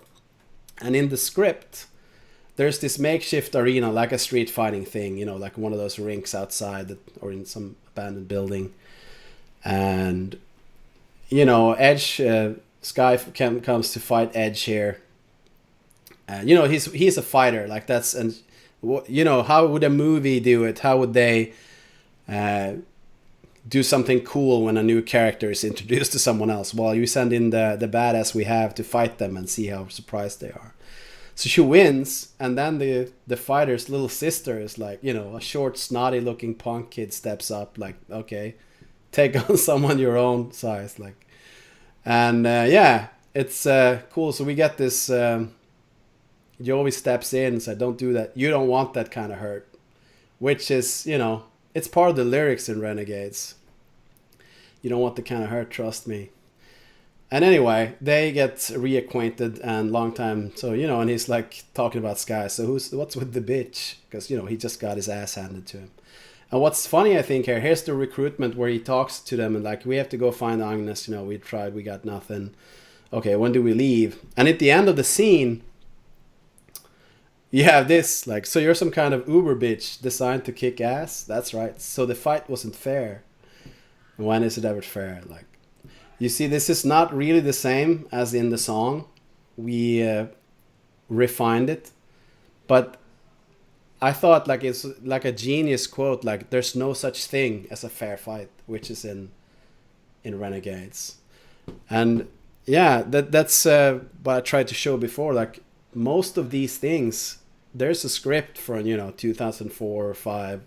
Like, this document was saved in 2010, I think. But yeah, it's here, the material. And I'm sure we have a write-up of the story stuff for Into the Night World. I just couldn't find it now. So yeah. One thing about the trying to do storytelling with the music, which is of course much harder. I mean, how do you do that? But there was still a lot of thought put into it with this album. I mean, we made songs like we normally do, just make songs and see what sticks. But since we had decided to do a story, like which songs would fit for this part of the story, and a song like Phantom Battle was a perfect fit for an action scene. And there are also like Sky's Requiem at the end. The theme melody there, when it's the death of Sky, that melody, I tried to fit it in whenever Sky figured into a song, the way they do in the movies. So it's in there, I think, in 3 places. Where in the first song, "Villain of the Story," that melody is the pre-chorus, I believe, and it's also in Versus. My solo in Versus is also that melody, and then it comes in Sky's Requiem as a theme. Little things, maybe not noticeable to everyone, but it's that was a big part of why it was a lot of fun for us to do this album, to really go deep and think about stuff like this. It was very, very inspirational, motivational when we made it. Yeah, but it's also not the first time we've done that. I think there are a few bands maybe that do this, but in some ways I think we're kind of unique that we have sequels to songs. I'm sure others have it, but it's not super common. We've even heard from people like, "This is so lame," but well, Metallica did it. Yeah, and then we can bring a melody back. Like we call them motifs. Like a movie series. It's not copying yourself. It's more that you bring something. It's like a recognizable motif that you can use to storytell. Like this is something, like the Indiscriminate Murder and then the second one. Like this, obviously they're very similar in some ways, but also incredibly different. But the main melody being reused, it's not that we couldn't think of a melody. It's like this needs to be that motif. Yeah. Like it has to be that thing, but evolved into something. Like it tells the same story, but further down the line somehow. It was the same thing with when we made Renegades, and I could just hear the chorus from Nemesis, and it just had to be in there. And it also fits so well because Nemesis ends on a fade out to fade Renegades in on it. It just fits so well. I couldn't not do it. It seems obvious, like, let's just fade it back in then and continue. Yeah. Like what happens after fade out? I don't know. Yeah. Can we find out? But that feels like storytelling to me, even though it's not actual. But I would say it is. Yeah. Like it definitely is storytelling. Like, it doesn't have to have words. It doesn't have to have 3 acts. When you think about Far Side, which tells a story in one picture, or even there's this, we have this cancer commercial, child cancer in Sweden. They're raising money for it. And there's 5 chairs and 4 kids. And the message is just, 4 out of 5 kids survive cancer. And it's so powerful, because it doesn't matter. Like you want all the 5 kids to be there, But yeah, it's a one picture, and I think you can tell a story without it's like you said before. The solo, like for Kings of the Scene or something, it's inspired by something, but even a solo will tell a story. Like I think how aggressive it is, or even what it kind of sounds like. It's not words, but it is something. It makes you feel something, and that's the storytelling there. It's like with guitar solos, it's I always feel almost kind of cringy when I listen to a lot of musicians talk about all the deep stuff that goes on behind all the songs, but the reality is that you do think about a lot of things that does not come out in the song, but was very important to me to make it. Yeah. And like the solo in Kings of the Scene, I mean, that song was so, at the time when we made it with Sound Demon, it was I think all of us felt this is the best song we've done so far. It was just so melodic and powerful and all that. And then it came time to do a solo, and no pressure. And it had to be really, really melodic and really like the right feel for that song. Yeah. And I just remembered I needed motivation to do it. I couldn't just sit down and play whatever. And at the time, I listened almost exclusively to Eminem because he was all the rage in what was it, 2003 or 4 or something. And remember, that was like the first time I listened to hip hop, and being very impressed with all the rhythms and syncopation and just the timing of everything that they have. And I wanted to use that to make a guitar solo based on rhythms and stuff, having a lot of syncopations and stuff. But in the end, it sounds like a guitar solo, but the motivation for it was very different. Yeah, exactly. And the question is, if whatever you need to get there is the thing. I mean, and maybe it would be impossible for someone else to get exactly that from it. But I feel like even when you tell a story in words, like even a novel will have different interpretations by different people reading it. I think there's this concept of exformation. We know information, but exformation is the stuff you actually turn into something. Like you turn it into knowledge, you turn into your frame of reference. And we all have different ones. So someone who works with horses all day will have a different understanding of the word horse than someone who doesn't give a shit.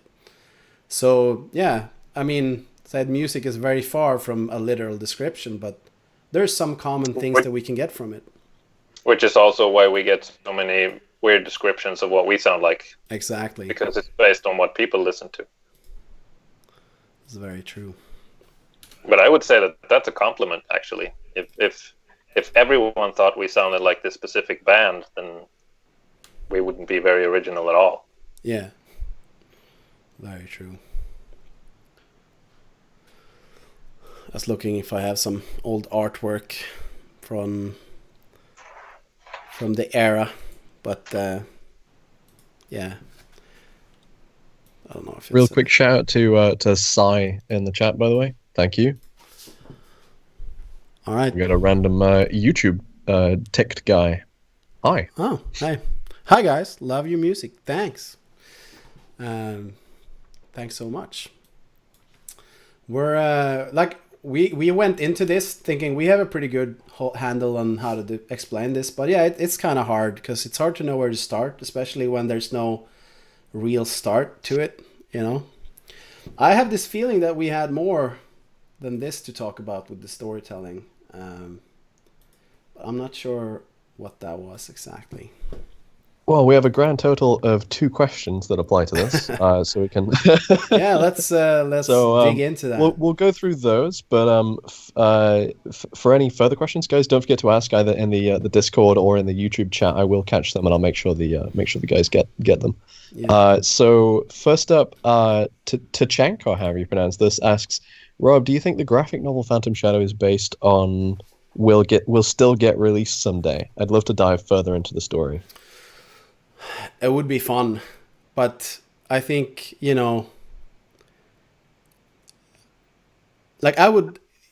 we would love to write the story for it, but how do you get it done? Like, I don't think we could make the art for it. Even if we can, we could, I'm not sure we could find the time. So in some sort of collaboration situation, then yes. But I don't know. Like it definitely feels like the story. It would be fun to get it out there in some alternate form too. But it's hard to see it happening just by our share of our own will, so to speak. Mm. But hey, send sounds like it could have send collaborators our way.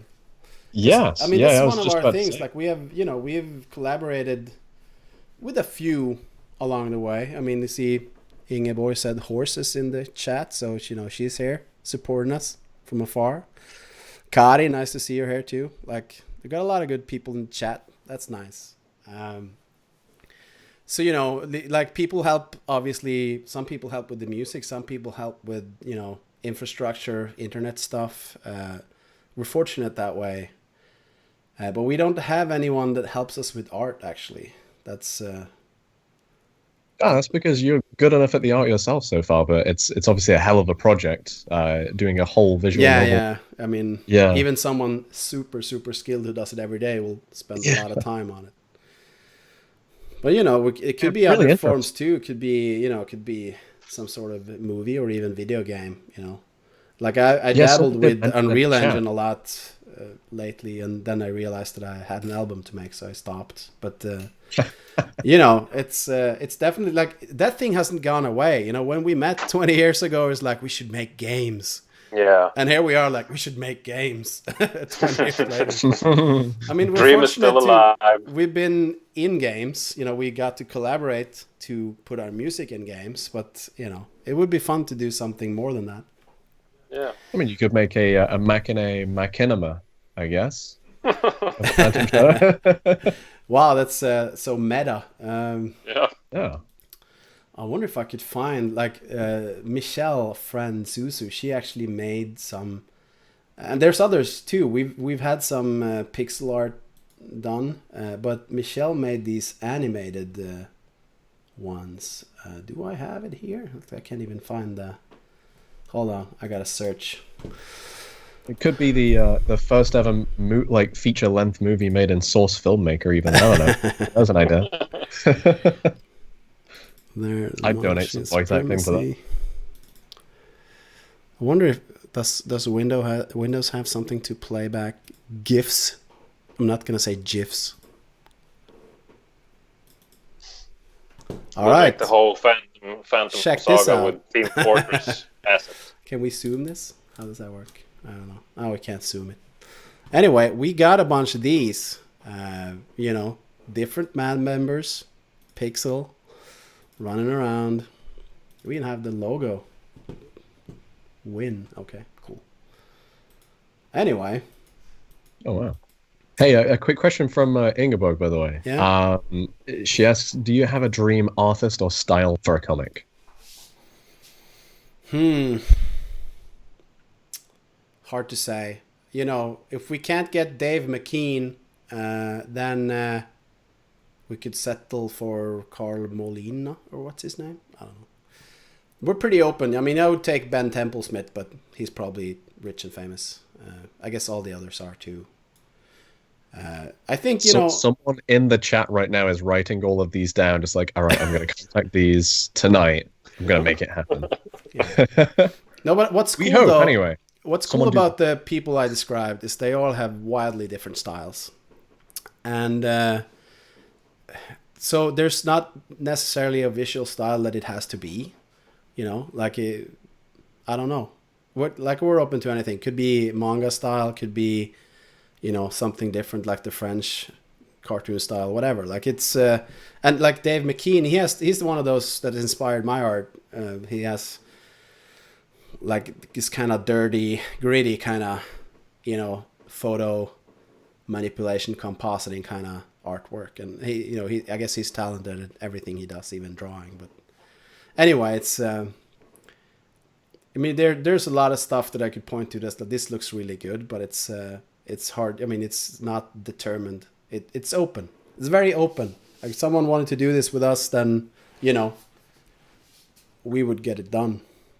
Yeah, I suppose we can talk about like art style and art direction as well in the art panel with you. You can kind of talk about some of your inspirations with that as well. Yeah, maybe we'll do some art in the art panel. We could throw Todd McFarlane in the mix. Maybe he'll do it. Yeah, right. He drew that himself. I forget this sometimes. Spawn. I actually had both the. I guess you call it anime, not really, because it's American, but it felt kind of anime-like. I had those DVDs in a box even, back when DVDs were a thing. All right, questions? Anything else? There's one more question that I have from Jesus Leobardo Rosales Villegas. That is a hell of a name. That's an impressive name. I love it. I'm amazed I even pronounced it properly. Is it Jesus? I hope. It might be Jesus, actually. He asks, what inspired the song Player One, a game or an experience? Wow. Well, both, I guess. Yeah. The experience of gaming. Yeah. Is there any And I think- story behind it? I would say also like it kind of, like again, this is one of those examples that can be taken very lightly, because it's a gaming song, but it can also connect to some real world stuff. So there's this I don't know what you call her, researcher, Jane McGonigal, that has this TED talk where she talks about how in games we feel like we can do anything, while in the real world most of us feel powerless to do anything. Like we don't really feel like we're capable. That's kind of a problem we have. And but yeah, like I wonder, I think I like have this thing. I don't know if like this is not online, but we have this song "Truth of Tomorrow" where in the intro when we play it live, we actually sample some of her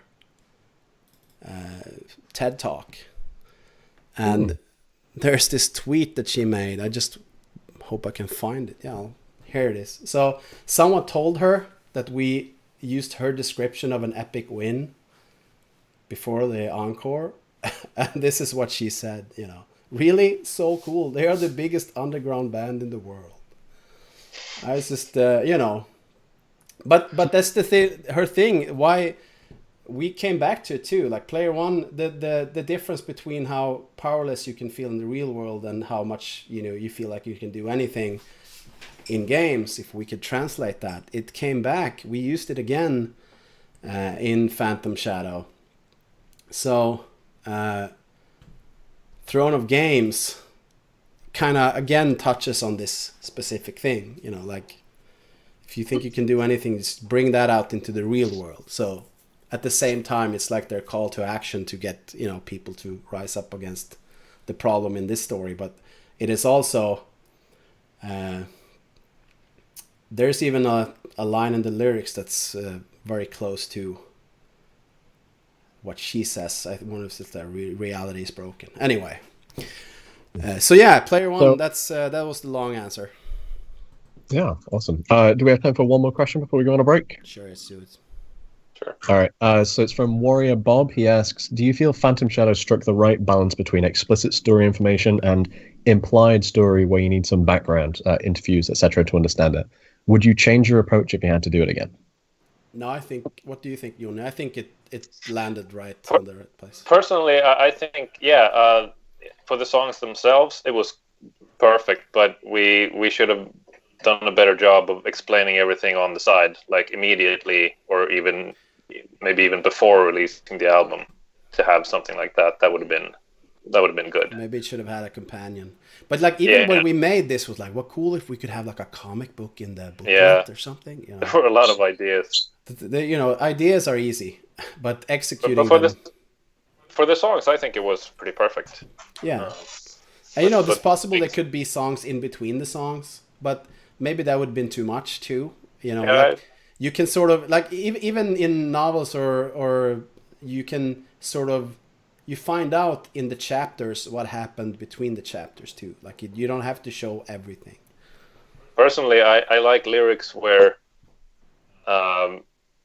actually with the least words possible. If you can explain something or say something with as few words as possible, that's a good thing. And I think that was very well done on Phantom. Cool. Let's take a little break and we'll be back with the guitar Q&A. Yep. See you guys soon, guys. See you guys soon.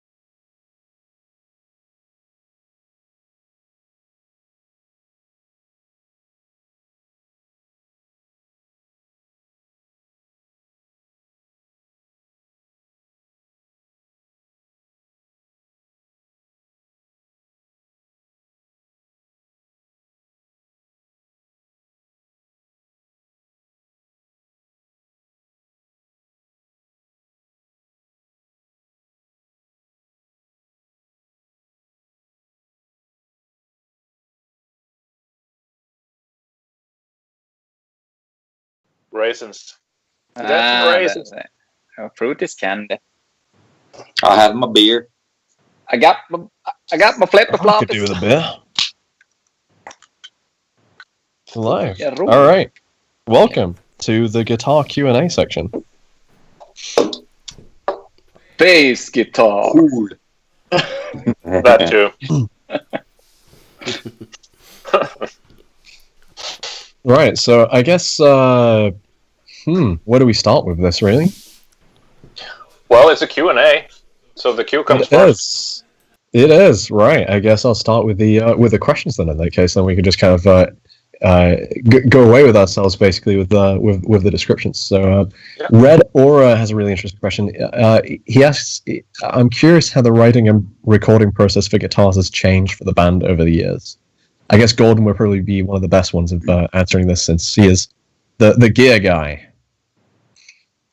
Although it's mostly the live gear guy, I would say. Ah, Exactly. So this is a Jone and a Jone question, I guess. Yeah. I guess. Well, writing is the same as it's always been. You just sit and play and try to do some cool riffs. But recording has, I mean, it really has been the same all these years. It's just you change maybe software and you change. We started out with amps and used that for, I don't know, 10, 12 years before we started dabbling with digital stuff. And I mean, I really liked it. It still hasn't come to the point where it's as good as a really good amp, but all the upsides of not having to fiddle around with the microphone and getting it to the exact same spot that it was yesterday just outweighs, for us at least. And it's getting better and better. I mean, making tones for whatever software we're using right now is a big part. Trying to find something that's basically, when I make tones, I want something that's fun to play with. It makes me play better, and of course, it has to sound good. But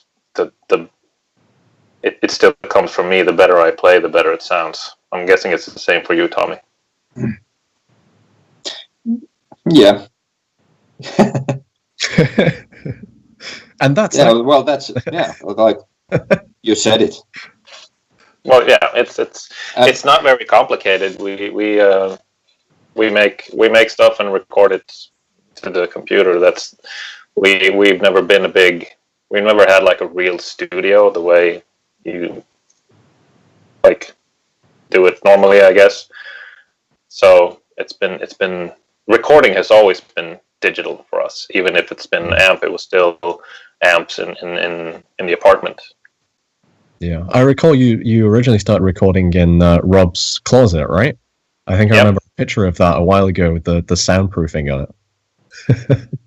The second question there about Cryosleep, that's how it started. We had I tried to find a picture of it and I couldn't find it, but it was a PV Bandit 100. It only comes up 112, and that's the one that Rob had, but mine was a 100.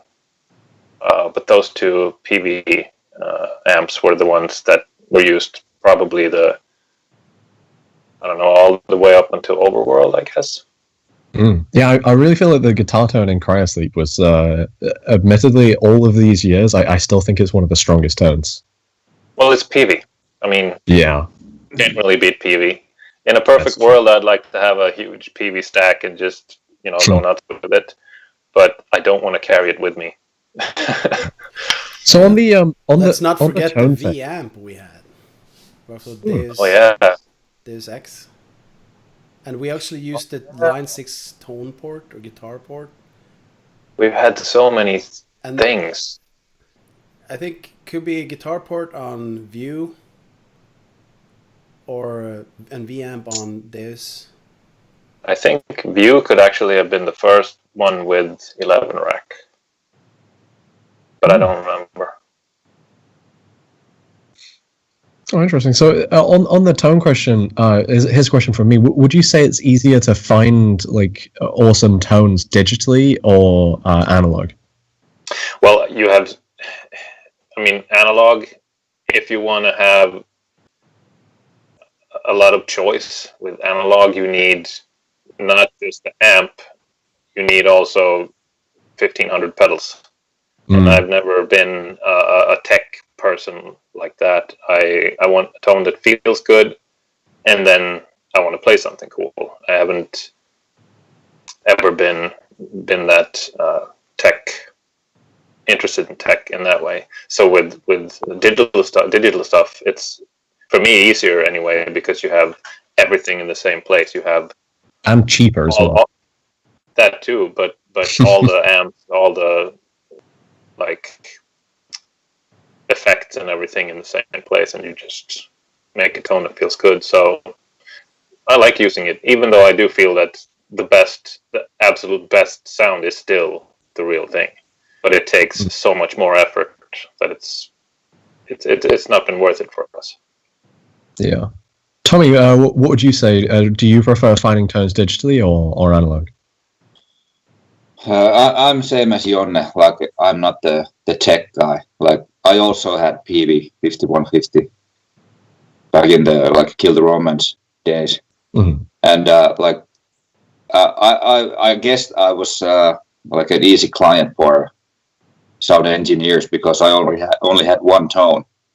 Like, we didn't even use any like clean tones in our songs. So I played with one tone solos and everything.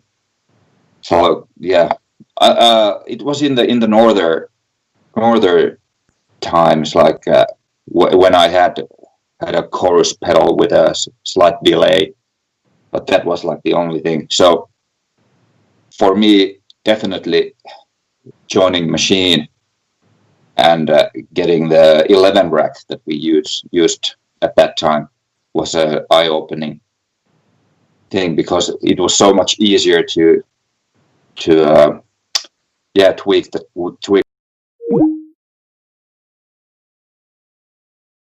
They were good, and of course that also like made the creating music easier when you had more choices. And you can also do it with headphones inside. Yeah, true. Yeah. No one else has to hear it. Yeah, but I've learned a lot about like tweaking the tone, just talking with Jonne and Gordon, and But I used to be the one tone guy.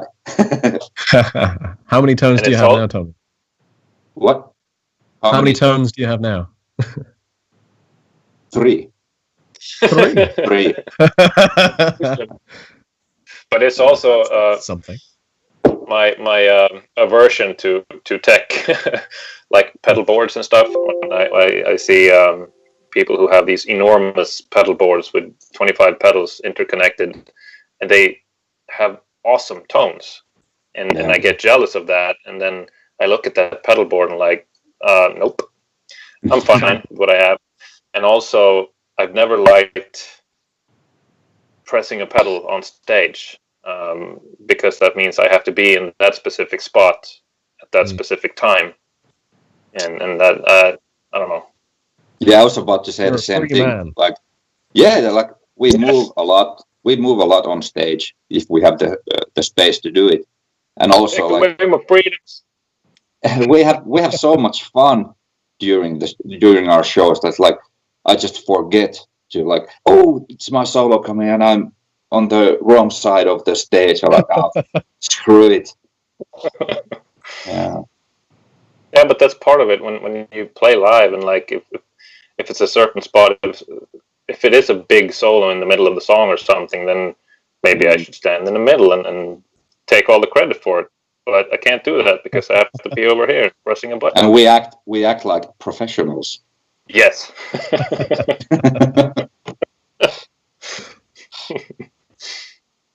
Oh, fantastic. So let's get another question from Mason K.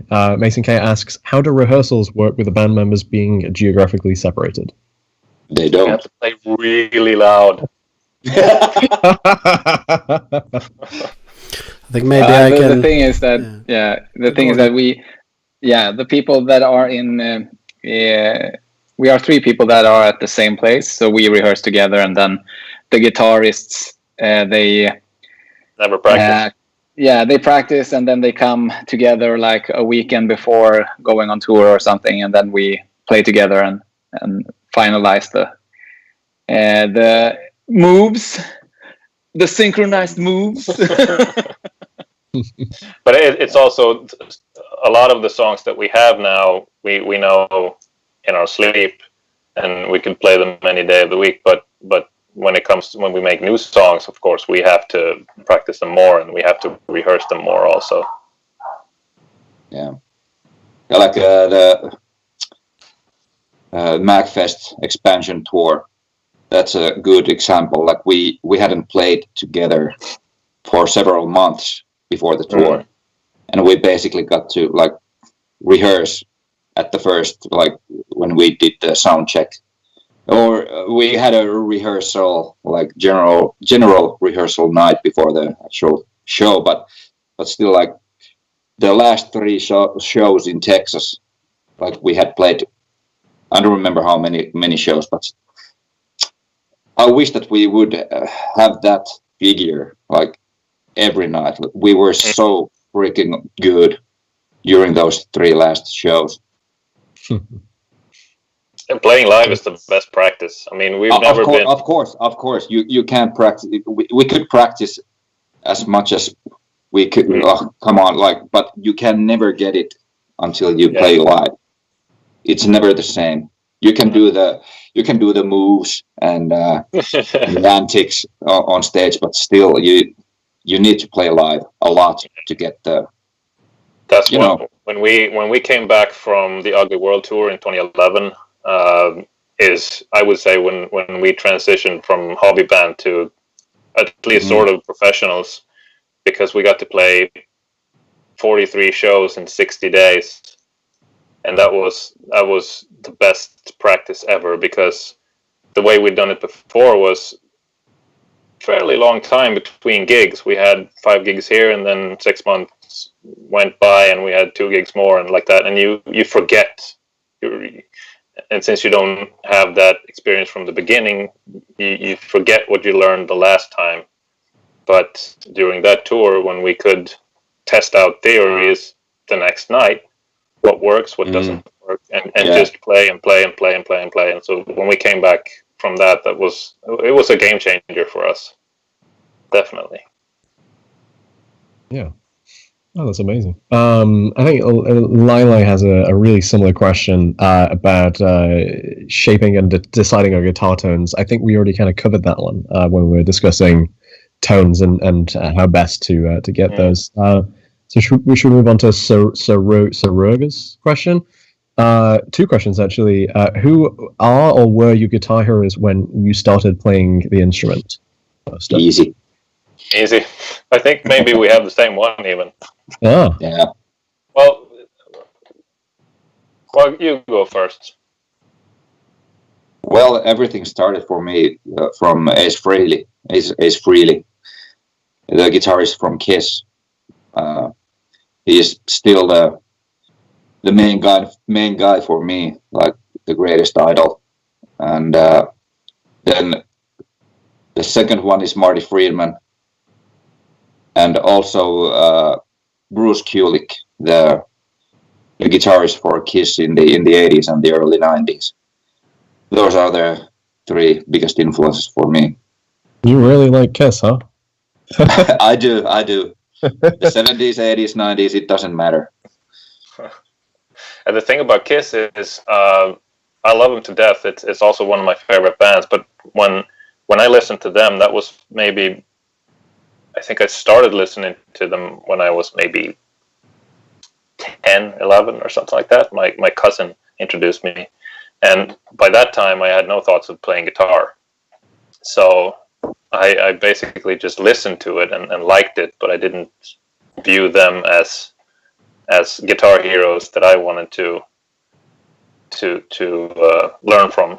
But when I bought my first guitar, I was 16, and I very much started from scratch, from zero. I knew nothing, and this was in '92, and I had just started listening to heavier stuff, and I discovered, this was August '92, and I discovered Metallica's Black Album, and it was fabulous, and I started telling everyone about, hey, have you heard this stuff?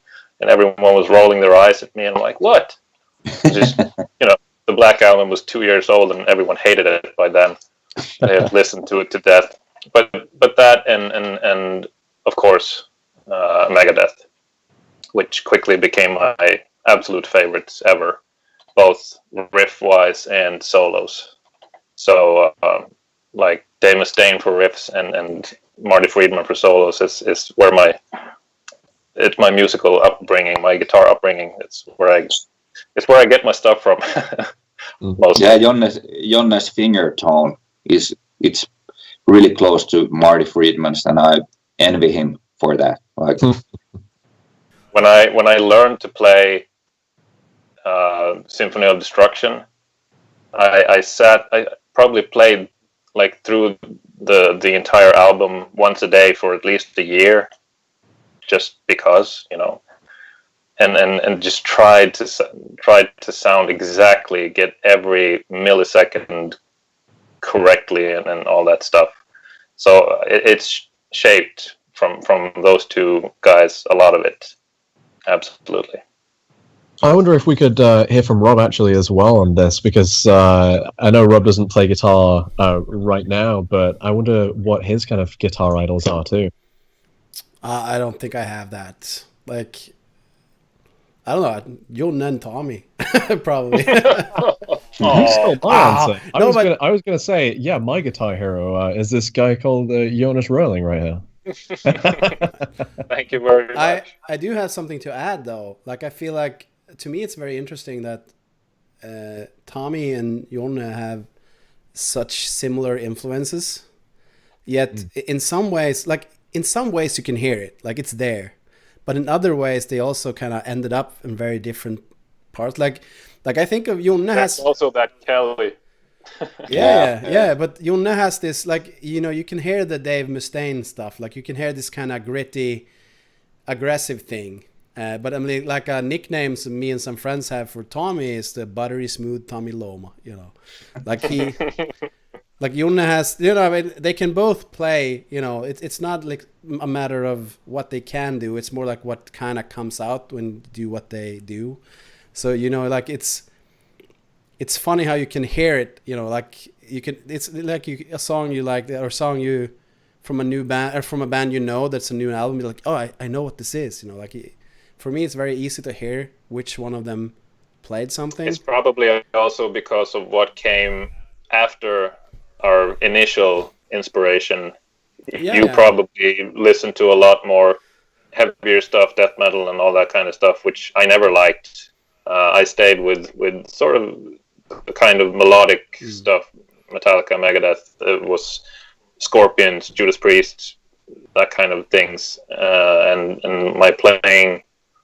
And of course, when Marty Friedman quit Megadeth and started doing his own things, they were very much different from Megadeth. A lot of Oriental, a lot of... It could be mentioned that I've done a few solos.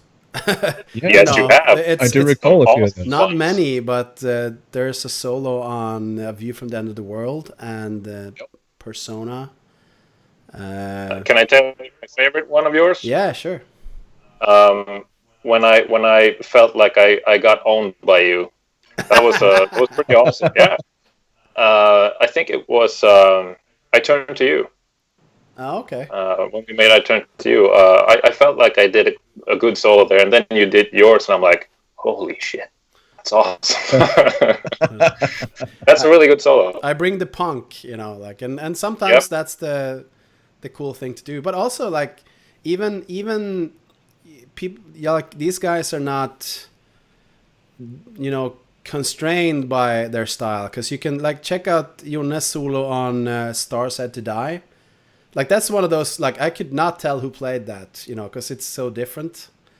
You know, you did something very different with that, and it's like, so, you know, it is fun because like you might be in a situation like, hey guys, I need a solo, and if you had an idea what you were gonna get when you asked that, you probably don't get that. You get something else, but and sometimes you don't even know what comes out. I remember doing Hubnester Inferno back in the day, and I remember we back then we didn't have we didn't have forums or anything. We just fooled around on IRC and stuff like that, and I think we just said for fun that we had a guest artist on Hubnester Inferno. It was Mark Knopfler. He made the solo at the end because the solo sounded really Dire Straits.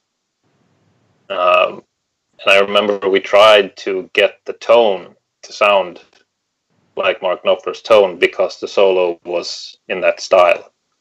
So we tried to make it even more. That's also something I listened to a lot when I was younger, but not something I've tried to emulate. But since I've listened to it so much, sometimes it comes out. We should mention that people believed us when we said that too. Yeah, it became a big deal, and then we had to sort of, no, guys, sorry, it was a joke, but yeah. I would also. Sorry, go on, Tommy.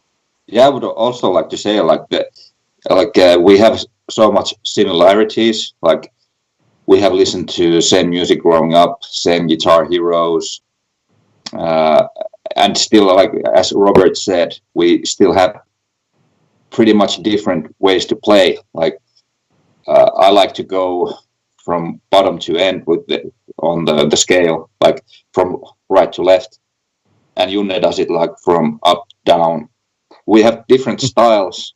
Oh yeah. But still, when we play together, like a dual solo, like harmonies, we match, like match made in heaven, kind of.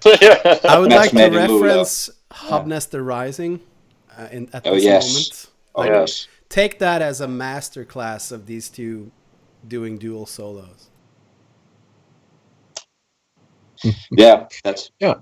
On the not necessarily the guitars front, but I wonder if we could hear from Gordon on who his bass idols are. Well, I think I probably had guitar heroes also. Okay. I don't think I didn't consider myself a bassist because I started playing keyboard in Machine, and then I went over to rhythm guitars and then over to bass. So of course I love a good bass line and bass in general, but I think my guitar heroes, or the bands that I listened to were when I grew up, were Metallica, Megadeth, and Queensryche, and of course Europe before that a lot. So of course a good guitar riff is like the best thing of a song, I think. But of course I love bass also, and I think, but I don't have any in particular, bass people. Except I saw what you said, John Podolanko, is Rustin Luther. He was a cool bass player. So in Jurism, yeah. So that was cool. Let's say him. A fun thing about Europe, a long time ago, I don't even remember when this was, in Luleå, when we had our rehearsal space at ABF, and the person who sort of managed all that, I think I met her at a store or something, and she mentioned that I think it was Key Marcello that was supposed to have a guitar clinic in Luleå, but he couldn't do it, and she asked if I wanted to do it instead. And I'm like, no. I was scared to death for something like that. I was not ready for it at all. It was, first of all, I thought it was weird. I mean, what can I do that Key Marcelo was going to do. I'm like, who do you think I am? I didn't feel ready at all, so I turned it down. But it was still nice to be asked. Yeah, interesting. So I guess the questions about bass also kind of segues into Suzaku's question to Gordon. He asks, what rig does Gordon use, and what are his recommendations for a beginner bass player?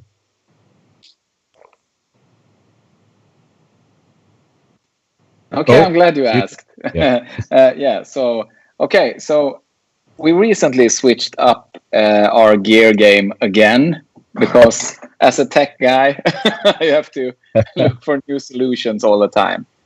So this is what we use now.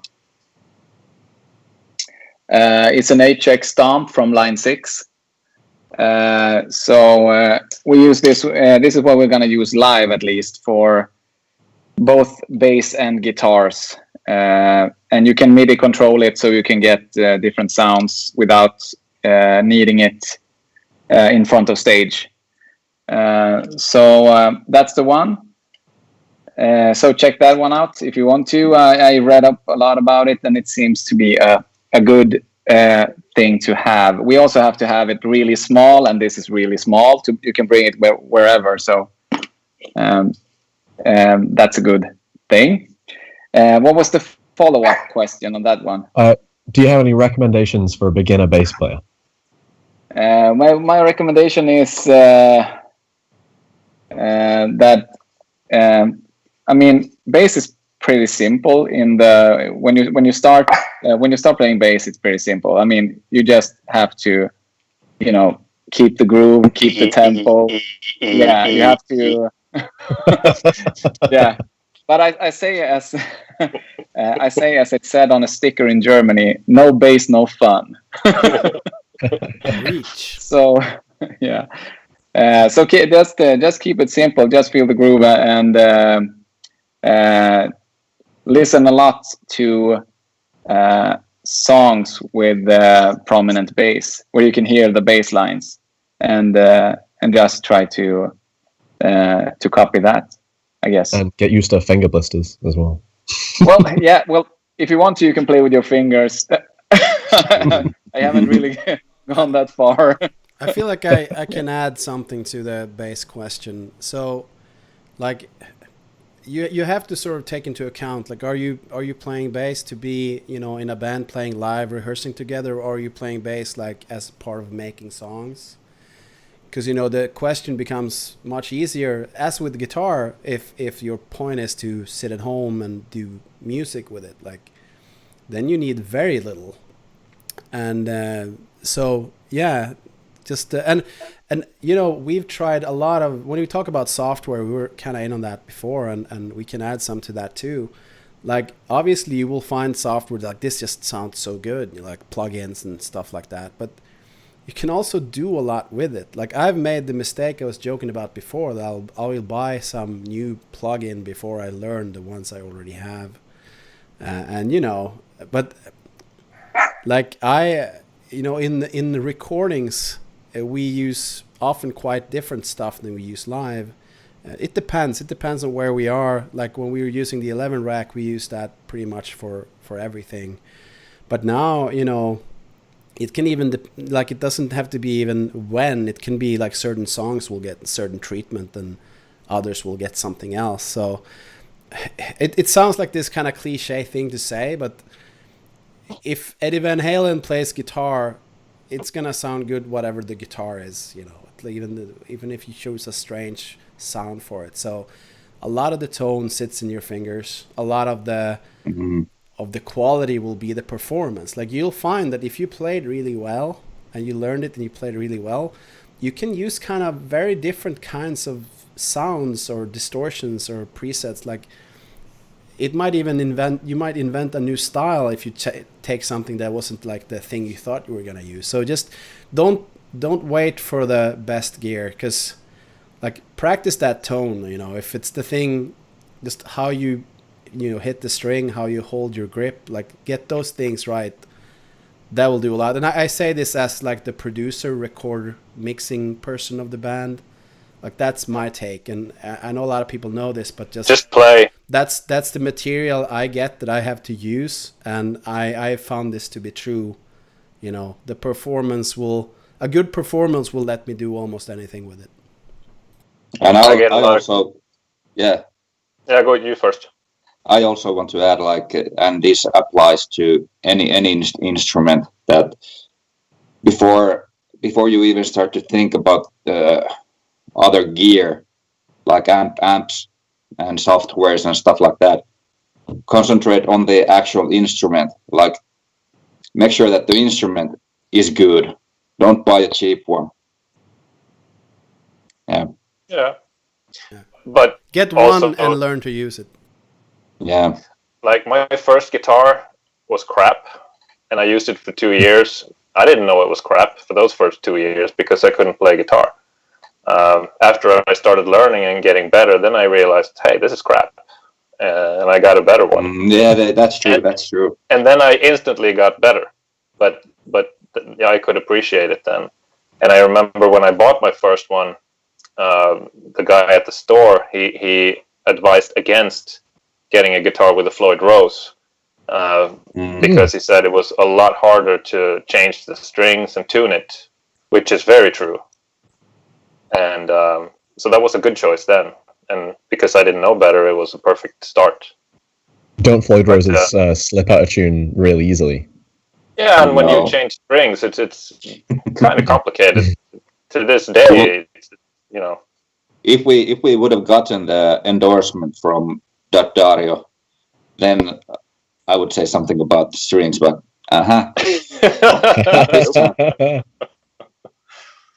And also, I get a lot of questions like, what should I start playing if I, you know, well, play what you listen to, play what you like.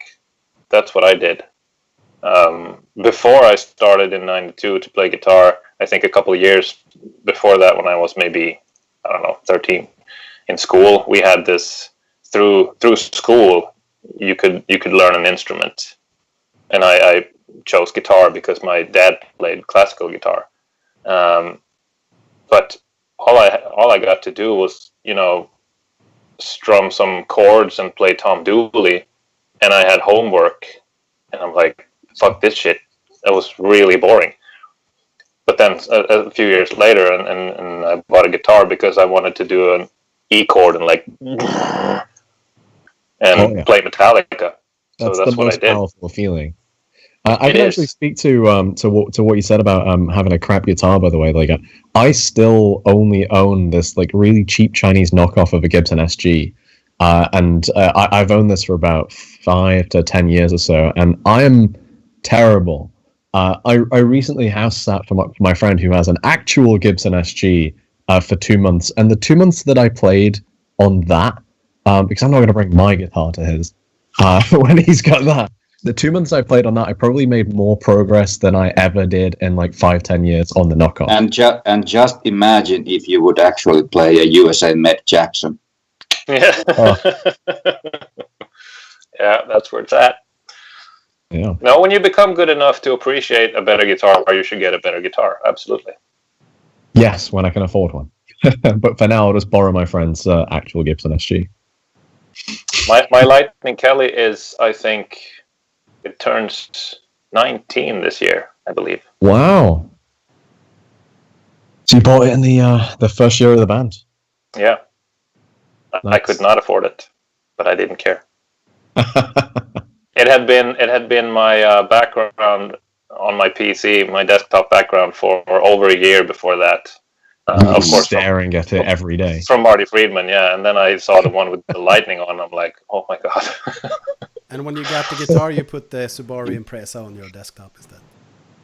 Yep, and got that one too.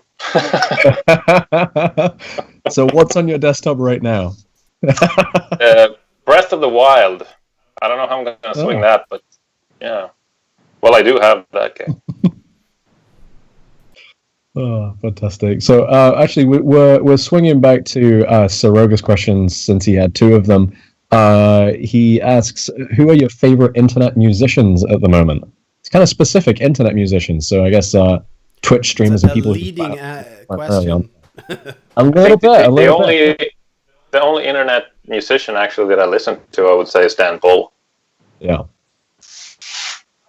So I'm going to say Dan Bull. Yeah, that's an easy answer.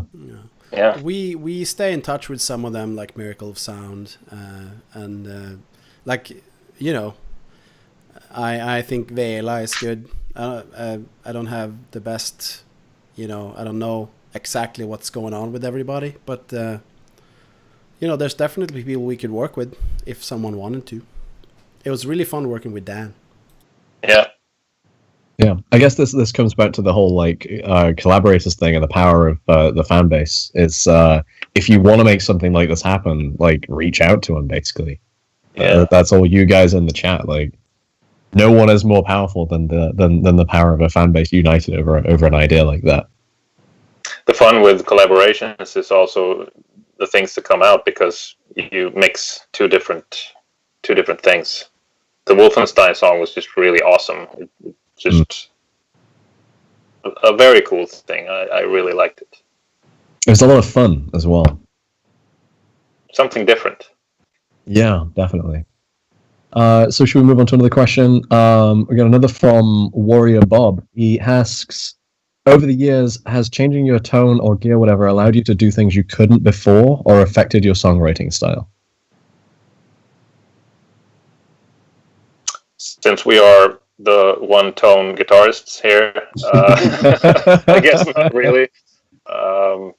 Since we're not dependent on tech that much, it's I don't think so. That hasn't really figured in. Do you reckon you unlocked anything when you I seem to recall when you first picked up the Line 6 guitar amps? Like, I'm not sure what you were using before that, but I remember some, like, I think Rob was messaging about it, being like, oh my god, these things are amazing. But I felt that with every upgrade. Like, it was like, because we had the V-amp, Behringer's V-amp 2 that we had. Like, that was truly shit. But it's, you know, it was still convenient. Like, it still had that thing that makes you go for it. But, you know, you just knew that then it was painfully obvious how bad it was compared to the real thing.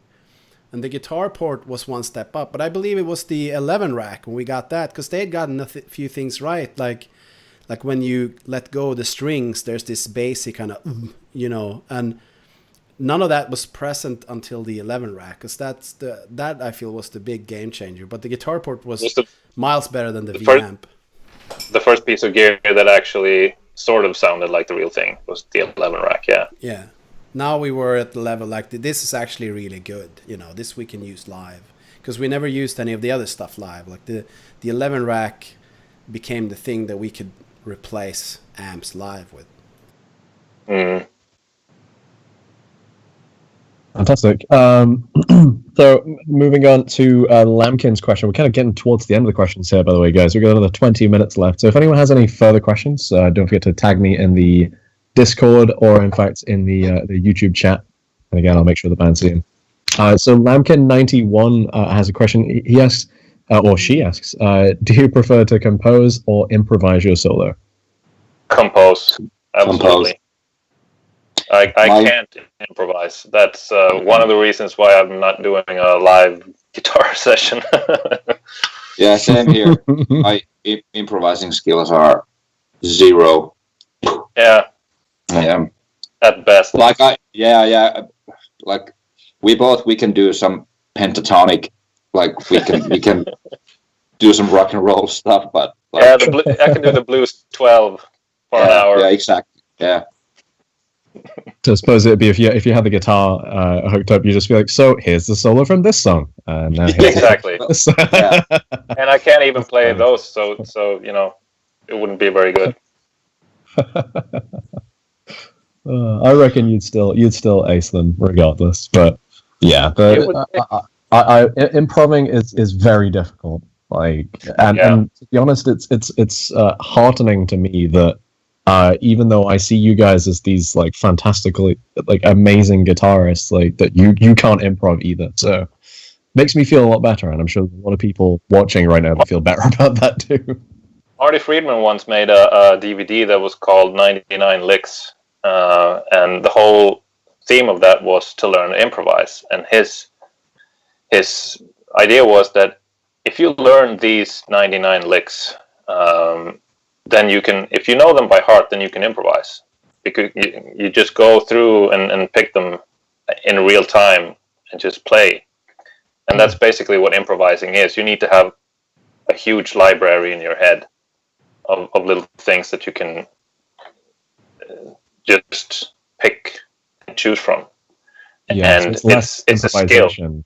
Yeah, It's a skill. less improvisation and more like jumping between each little bit and knowing. Yeah, how it's a randomizer in your head Mhm. of licks that you have in store. And if you don't practice that, all the things I can play are things that exist, like my own solos, Megadeth, Marty Friedman solos.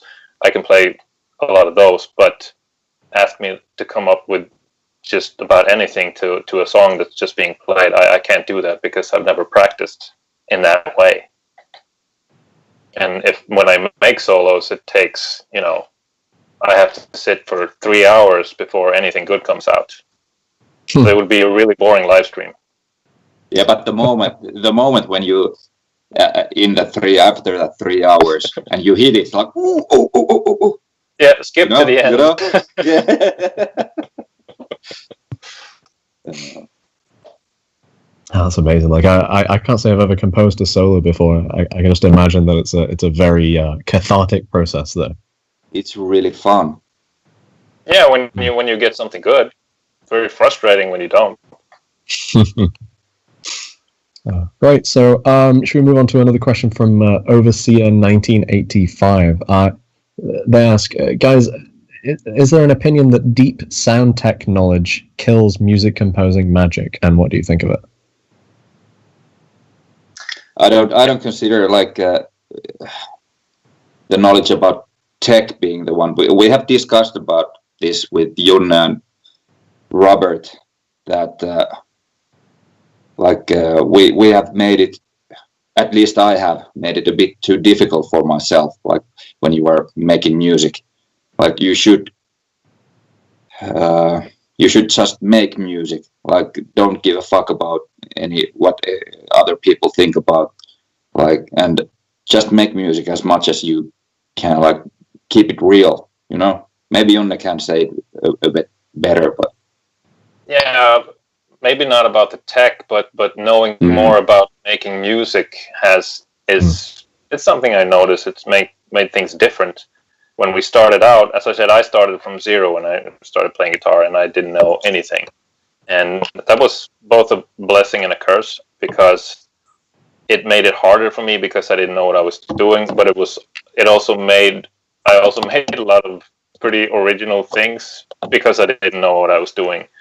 And the more you learn about music, the more, I guess, standard stuff you put into it, because it's easy, because it comes easy to you. And I tried to analyze my old solos and riffs and stuff. How did I do that? What was I thinking?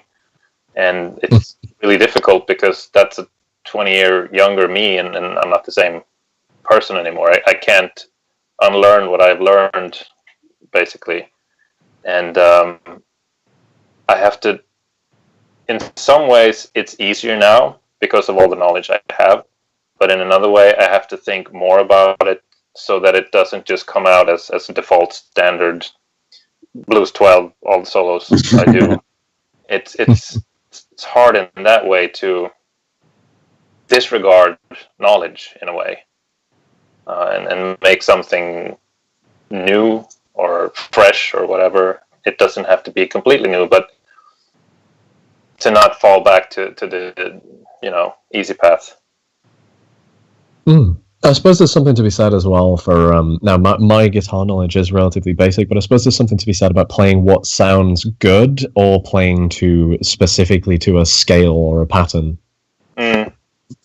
Everyone has different ways to go about it. I never learned music theory. Everything I've learned is from listening.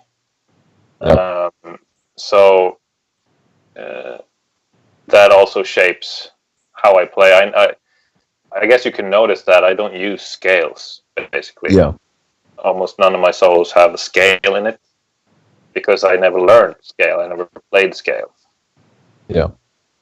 A lot of guitarists, like, you do tend to find, like, as you're playing through their riffs, you're like, oh, this pattern is here and this pattern is here, and it's the same pattern just in a different area and different strings. But I guess that's the whole scale thing. From my relative lack of knowledge on guitar. That's what's in your library, then that's what comes out.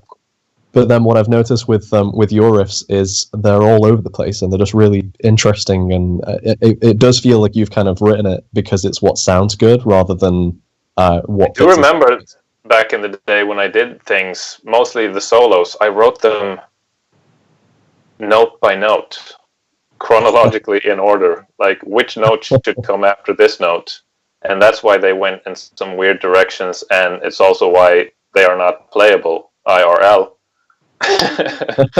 Because fingering and all that kind of stuff didn't figure into it. It was only which note should come after this. Because that was also because of video game music, listening to that kind of stuff.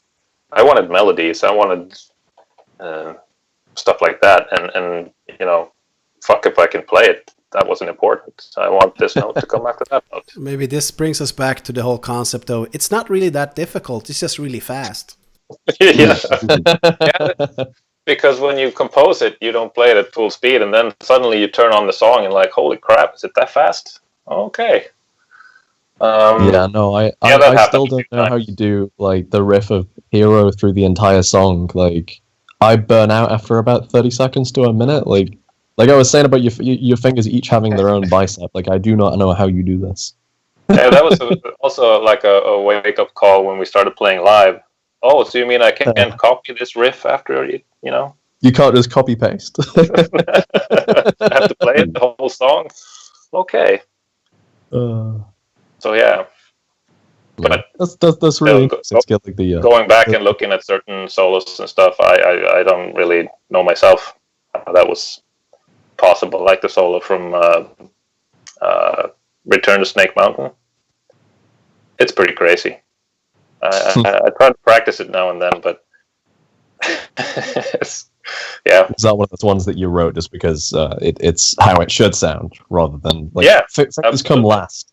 That exact solo, I do remember. I wanted it to be that tempo throughout because it fit the song.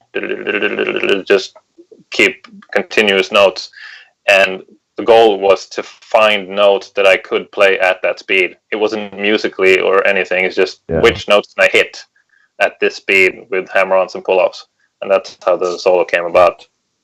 How did you even end up recording these things? I imagine it was a long and arduous process. Trial and error. Trial and error. Mostly error. Until you finally say, well, okay, that's good enough. That's good enough. 75% speed. Rob, could you speed it up by 25%? We'll fix it. There are so many solos that I would have liked to have done again, but yeah, they are what they are. I may have pitched a song down a little bit sometime when I sang it. Who knows? Could have happened. Oh yeah, fix it in. Only once. Exactly. Yeah, shall we move on to Chris Kirk? Shout out, by the way, the video editor, legend. He asks 2 questions. Which MASU solos and riffs are you most proud of? And then I get to the next question in a minute. Ooh, I would almost have to think about that for a while. Maybe I can write it afterwards. That's a tough question. I'd say, for me, Beyond Good and Evil, just because when we were sitting at Robert's place with Junne, and Junne said that, how do you play that certain part in the middle of the solo? And the first time I applied, or I practiced to sweep and then tap like on the back, like you sweep up and then you tap when you come back down, and I hit it. yeah, that was like one of those moments, like, and then Junne said that that's the best solo on the album. Like, oh, come on. Yeah, it's that's still like is. that's a but the down point is that I can never play it live like perfectly. I always mess it up. But that's a good solo from me. And also I really like the Remember Me solo, both of us. Like Junne's first the one who's standing on a cliff on a mountain and it's raining. In the rain. It's a storm. And then Then comes buttery smooth Tommy Loma. Hey, I should say that Tommy Loma's part in Remember Me, like I've heard this from more than one place. It sounds like a Miyazaki thing. Like it's a Studio Ghibli kind of solo. Yeah. Rob, how about you? What's your favorite solo? Do you reckon? I think View from the End of the World. Even if you're talking about mine. If we're talking about others, Kings of the Scene comes very high in the list. But I'd have to go with Hobnester Rising, maybe. I think that's just I don't know. It gives me chills. But yeah, I have this tendency to think about the songs as a whole. Like even the parts that stand out, it's like Jonne. It's very hard to decide on something. Like what's the best. But yeah, those are some examples at least. I do have. You go first. I just want to say that there are so many. I mean, solo-wise, there are so many solos that are so good. I think that Masquerade is one solo that we always bring up that is awesome. But I also love the riffs. I mean, the riffs that you sometimes can't hear that are in the songs, like in Cybergenesis. Oh yes. Yeah, that the riff through the song is so cool, and also in like March of the Undead Part 2, like just the riff that goes through the whole song are so fucking cool. I just love them. And I also have to say that every time, even this till this day, every time we play Dark City Live and Jonne pulls that freaking awesome solo, I get the chills. I get the chills every time. The solo that was almost not there. Yes, trivia. Tell us, Jonne. Well, we had already sent the whole album to mastering, and it was done. We were just waiting to get it, and I don't know how we missed it, but we just felt like, I felt like the Dark City should have a solo. It didn't have a solo there at all. It was just the music in the background, and I figured, do we have time? Can I try? And I sat down and I made a solo. I think I made it in a day. And we just sent it in and hoped that they would mix it in. To even though Gothenburg, to the mixer Studio Fredman, and just they had already put this in. The song. No, it hadn't gone to mastering. They had mixed it. We had been there in Gothenburg for a week and mixed the album, and we just sent the file for the solo. And when you think about it now, like if we hadn't done that, that song wouldn't have had that solo. Like it's almost like you feel like that song would have been utter shit. I mean, I'm sure it's not that different, but the solo, you can't imagine it without it. Like, what would be there instead? Difference. Like, it's weird how it wasn't like, I don't know. It just the thing that almost happened. It's really hard for me to pick a favorite solo. There are so many, but I do have this feeling that some of the ones that I feel like I played the best on is some of the more pop songs that we've made, like Super Steve, the solo in Super Steve. I feel like I really that just felt really good and fit the song. Is it Pieces? Same thing there. Sort of, and it's weird because I've never been a pop music kind of person, but some of those poppier songs have some of the coolest solos. Also, One Day in the Universe was one of those. Definitely. Mm. And there's one more that I'm thinking of. Transgenic. Mm. They're not big solos, and they're not like I'm pretty proud of Rocket Dragon because that was like a chance to make this big, huge, epic, long solo, and I think it's good. But some of these ones are mostly because of how they ended up. Technically, I feel I nailed them, which I don't always do. Yeah, I suppose since you're mentioning like not like technically crazy solos, I guess my pick personally would be the I'm guessing the whammy bar solo in Sidology episode 2 Trinity. Roughly halfway through, that thing's wow wow wow. That thing is just. Okay. I've never heard anything like that out of you. Like I think it's brilliant. I don't use the wah wah pedal enough. Oh, do you know? You should do. It's Maybe I should. It sounds great. Kirk Hammett burned me out on it. I think should we take a final question and then call it for this panel then? Sure. 'Cause I think there was a second question from Chris Cook as well. He asks, which recordings do you personally feel sound the best? For example, more of your self-produced music or mixed songs from an album like Overworld. I love the sound from Redeemer on the Ground, but I don't know if it's the best we've done. But I remember being very proud of it because we made it all ourselves, and I love the sound on it. This is a bit unfair, but I definitely think that the new stuff, the new songs, I like that. Yeah, they sound a bit more rough. The upcoming album. Yeah, the upcoming album. Yeah, yeah. They already sound like so they're more heavy to me. Yeah. Well, That's just teasing, Tommy. Yeah, well, for me, wink, wink.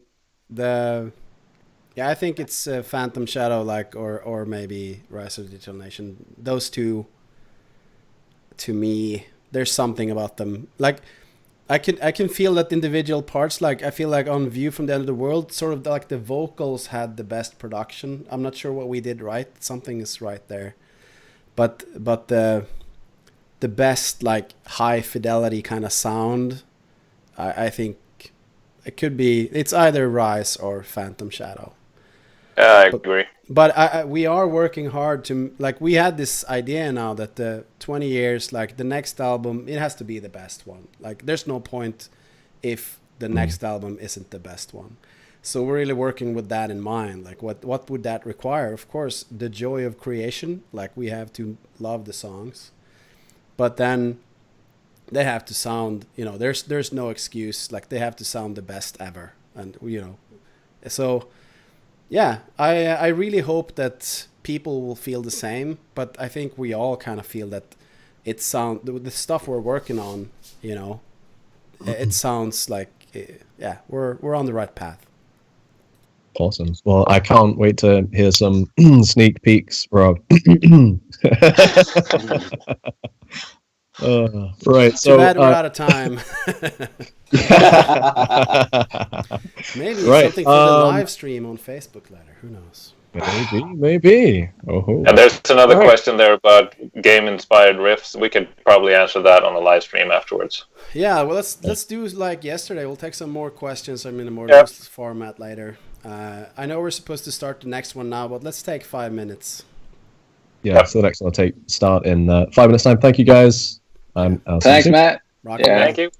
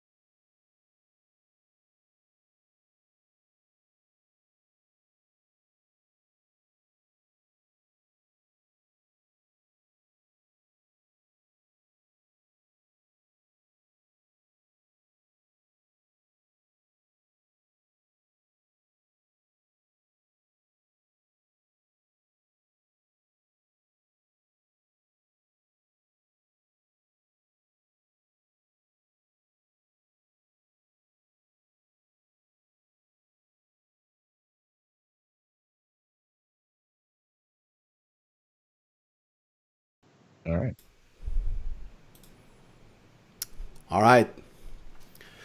So, the art of machine supremacy. Now, from our perspective, this is, of course, you know, it has many meanings. The most direct, obviously, is the visual style of the band and its brand. But as you probably know, and as this kind of panel will show, of course, it comes back to the logo. And I can't say exactly when we made this, but I know we had it.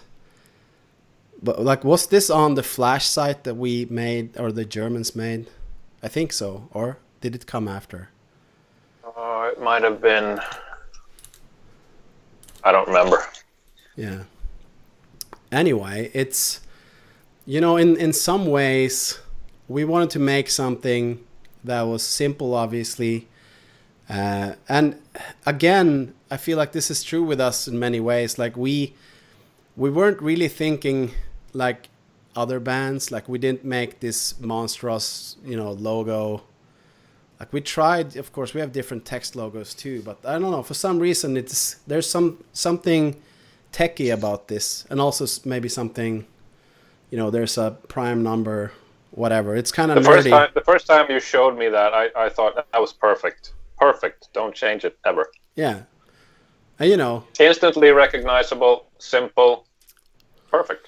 We can say that this is also a recursive logo in some ways. Maybe not that's the wrong word, but all of these shapes are exactly the same size.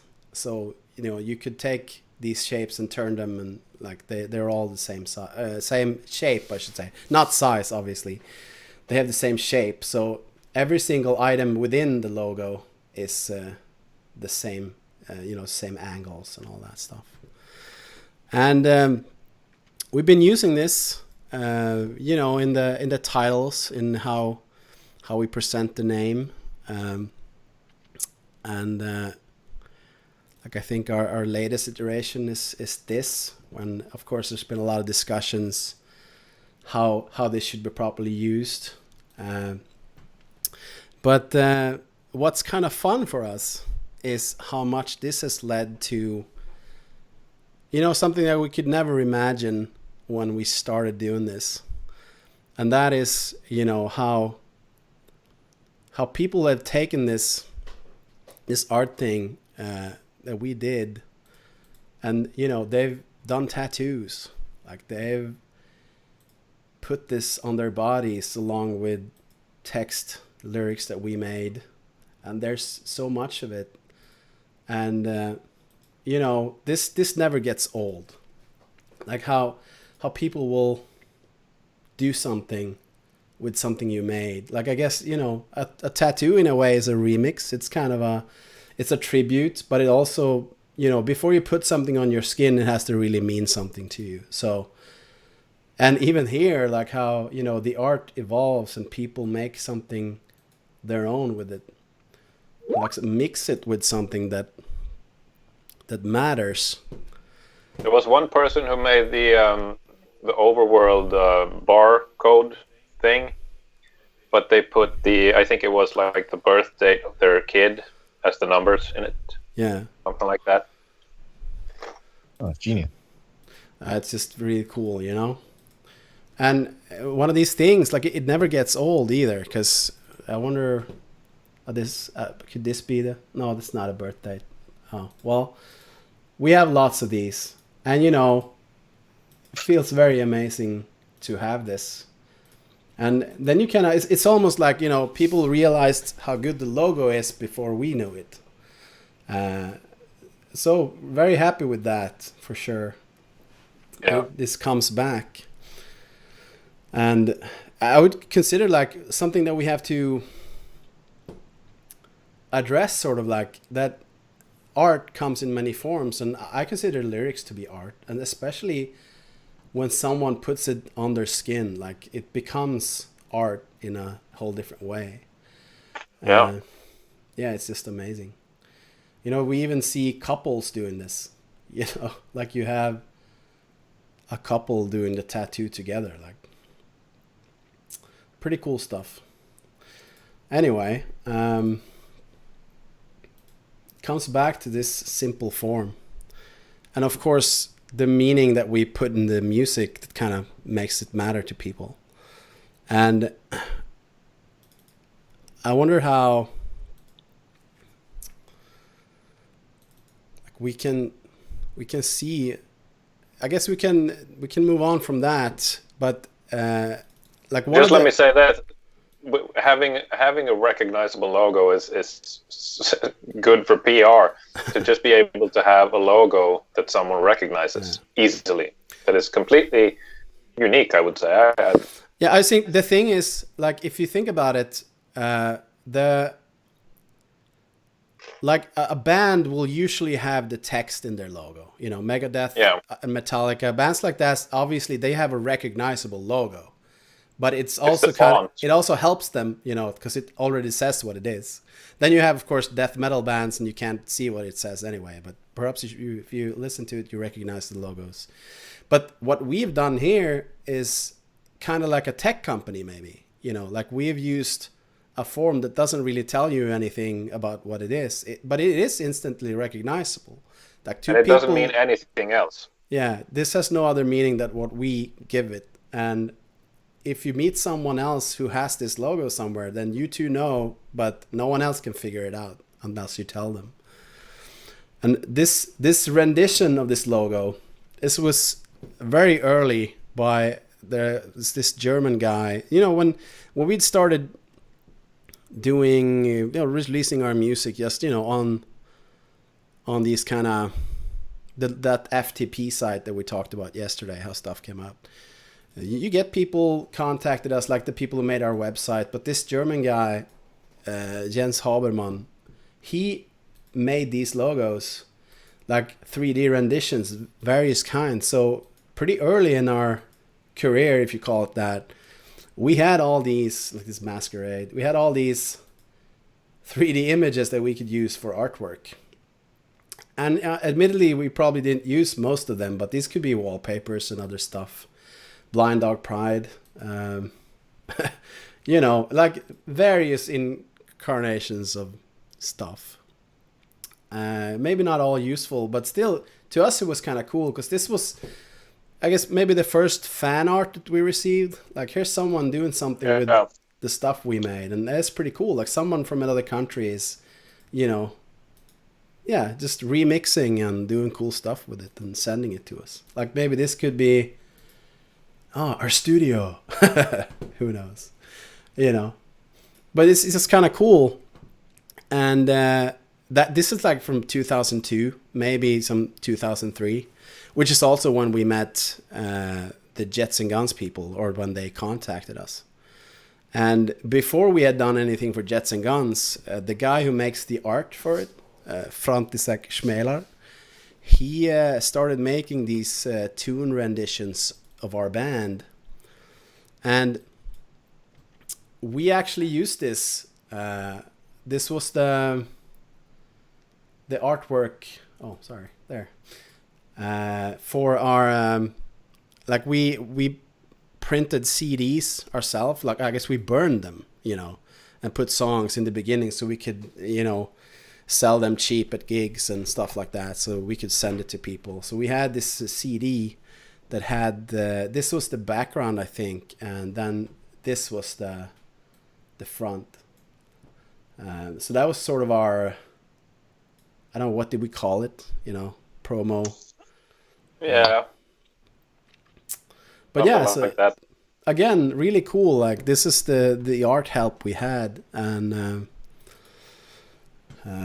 you know, very early, of course. So it's kind of cool. It was really cool to finally become a cartoon. Yeah, we wanted that for a long time. But you know, so then things evolve, and like, for some reason, we've actually gotten a lot of stuff from the Russians. They're very creative people. So I don't remember this was that, but we have like these pixel art. This is something we made a shirt from. You know, we get this sent to us by the guy who made it, and it's just like, whoa, that is also, again, like it feels like now we're closer than ever to being a video game, you know. This is just so cool. So the fan art definitely a thing. Then more like direct renditions, inspired, using reference. But I mean, I gotta hand it, even this stuff, like the gangsta swag, you know, what the heck? This maybe isn't really us, you know, maybe not, but you kind of still appreciate this stuff. So yeah, but I guess we've done our own share trying to, you know, like not much, but there was this game, Detroit Being Human, and I was just like, isn't this a Machine Supremacy game, you know? So we did some little, you know, photoshopping on that. Detroit Machine Supremacy feels like it could fit. I would do like to do more of this stuff, but you know, other stuff's going on, I guess. But yeah, it kind of brings us back. I guess the merch would be one thing to mention too. You know how, I don't know how to singularly like connect everything there, but merch has the same effect. Like when we start working on our art, and you know, we make it into medallions or whatever, like it could be a hat. It's kind of works. Like it's fun to see the design working. And you know, sometimes we just make something that's maybe, you know, it's not even, doesn't even use the logo, but like the Elite t-shirt we made, that's been really popular. Like we stopped making it for a while and people just, I want that Elite t-shirt, you know. It's kind of IRC. I don't know. It's just kind of works. But hey, while we're talking about merch real quick, Rob, do you want to maybe mention the giveaway on Twitter? Because we may as well wrap that up kind of soon. That is very true. I almost forgot about that. So yeah, the glass pad thing. So we helped this Kickstarter out a bit in exchange for a custom design. I wonder if I even have an image of that. So there's this glass pad, huge mouse pad made of glass that has a Machine Supremacy design. And this, I'm checking to see if I have a picture of it. I think we have it somewhere. I've just linked it in the YouTube chat as well. All right. I think we also, there's supposed to be a image. Where could that be? Events. No. There. Is it in social? Sorry. Got a bit thrown off. Where did I? Yeah, while you're finding that, so we're running a competition to give one of these away. All you really need to do is kind of like the tweet, retweet it, comment on it, follow Machine Supremacy on Twitter, and follow Skype out on Twitter. Each single action is an entry to the competition.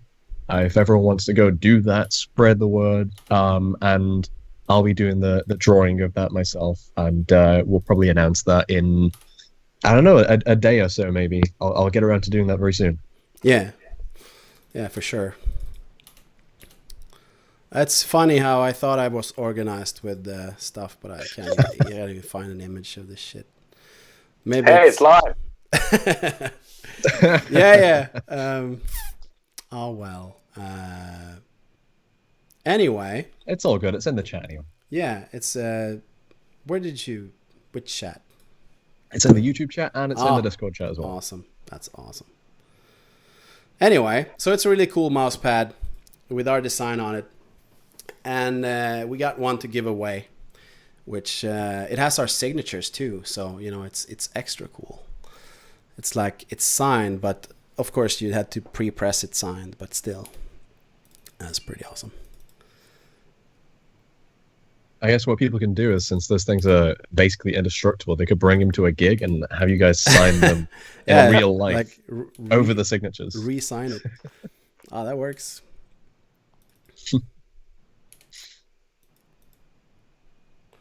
if music is ever allowed to be played live again. Yeah, here's Yeah, hoping, yeah. you know, let's hope we can get back to music making or music playing of some sort at some time. That would be nice. It's this time.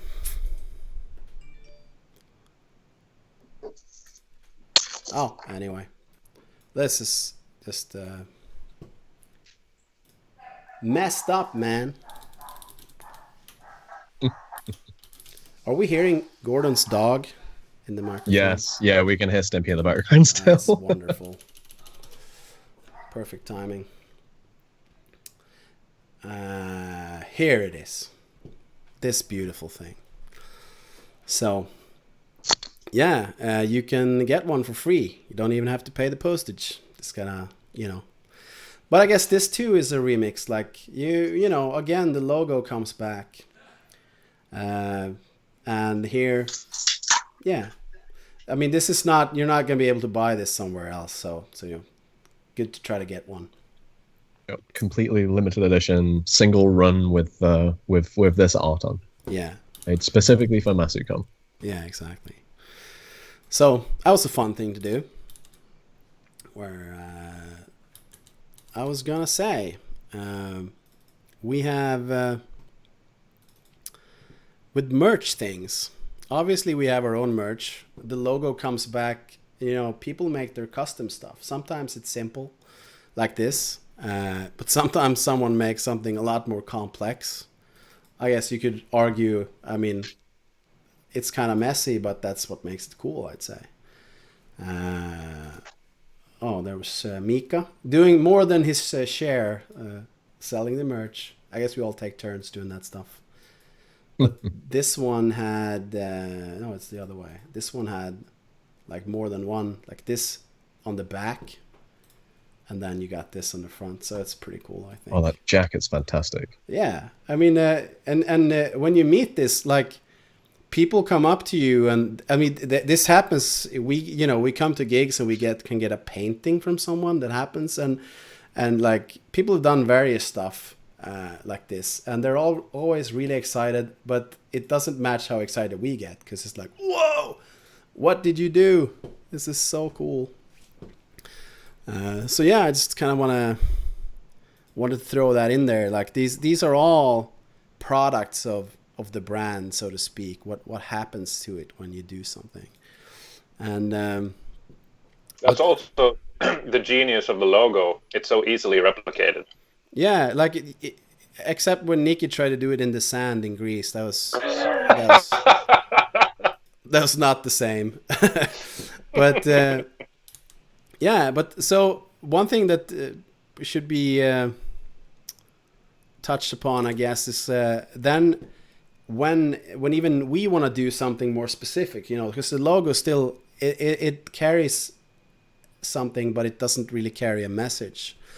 And when we had this time when, like Vicky said, like we started making something more official with the Machine Tribe. We tried to make, like we could have, because people also wanted to do this, like we could have our various groups in different countries. And somehow when we tried to do, like increase the whole fandom in more like, more community driven, so to speak, like people are out there just with extra, they are more like on the inside with extra knowledge about stuff. We made this thing, was kind of, I guess this, if anything, is our message, like since we made Rise of a Digital Nation, you kind of feel like if our band has a message, it's gotta be the Far Apart, United by Heart. And it's even true, I mean, with the fans, like the meetups with the people come together, but also, even the band, like since we're in different places,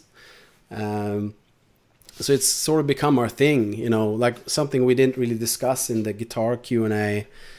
Like since we are in different places, the recording thing, maybe that should be we can do a separate video or something on that, but the recording process, because we are in different places and that comes with a lot of challenges. But yeah, I would say that this kind of comes down to, this is a core design for us. Obviously this logo, we used this for the longest time. This is in some ways the classical Machine Supremacy logo, this exact color and the kind of broken up design. We've used this more than any other form of the logo. I love how the layers, by the way, are very much draw 2 circles, then draw the rest of the owl. Yeah. Well, so that's a good point, because you actually helped me segue now. So I'm going to show you guys an album design. And the problem with albums when I make them, album art, is that usually, like with this one, you're working on something, and maybe you know, because the file gets so heavy, especially if your computer is shit, so you kind of merge all the stuff you did for a while, and then you continue. And unfortunately, we don't have all the albums, the album art separated in the best way. But what we do have is Phantom Shadow. So if you guys recall, it's this one. And unfortunately, if we check into some of these others, you will see, let's see what we have. So like this one. All right, here's the final. This one has a bunch of small things on top, but the big, like, it's still merged in the bottom here. So we can remove the wings and, you know, do some changes. That was the anarchist A there. And we can, of course, you know, there's a bunch of stuff here that could, but unfortunately, a lot of it is already merged. So, you know, there's not that much interesting stuff to look at. We could do a lot about this stuff, but I'm gonna bring up another one just because, like, this one we brought first is interesting because this kind of shows where I started. Like, this was the photo, the stock photo, I guess you call it. And do you not really save many of the pre-merge things? I always save like a ginormous. No, because single. You're not supposed to have several files. You're supposed to have one file. No, but I wish I had now though. But we are in luck. Oh, I just gotta show. There's this wallpaper too. We can share that later maybe. Anyway, oh wait, this could be slightly interesting. I'm not sure. When you print these things, this is kind of the format that you end up with. So, you know, like, these are their print margins and bleed marks and all that stuff. And of course, a lot of people are purely digital, so they never see this stuff anyway. But even the Japanese is in the lyrics. I just think it's kind of interesting. But my point with this is that we are going to look at Phantom Shadow. I love Neo Maru's comment just now, by the way. He says, I still want my Machinae Babes calendar. Let's talk about that. I have a vague memory of that being mentioned before, for sure.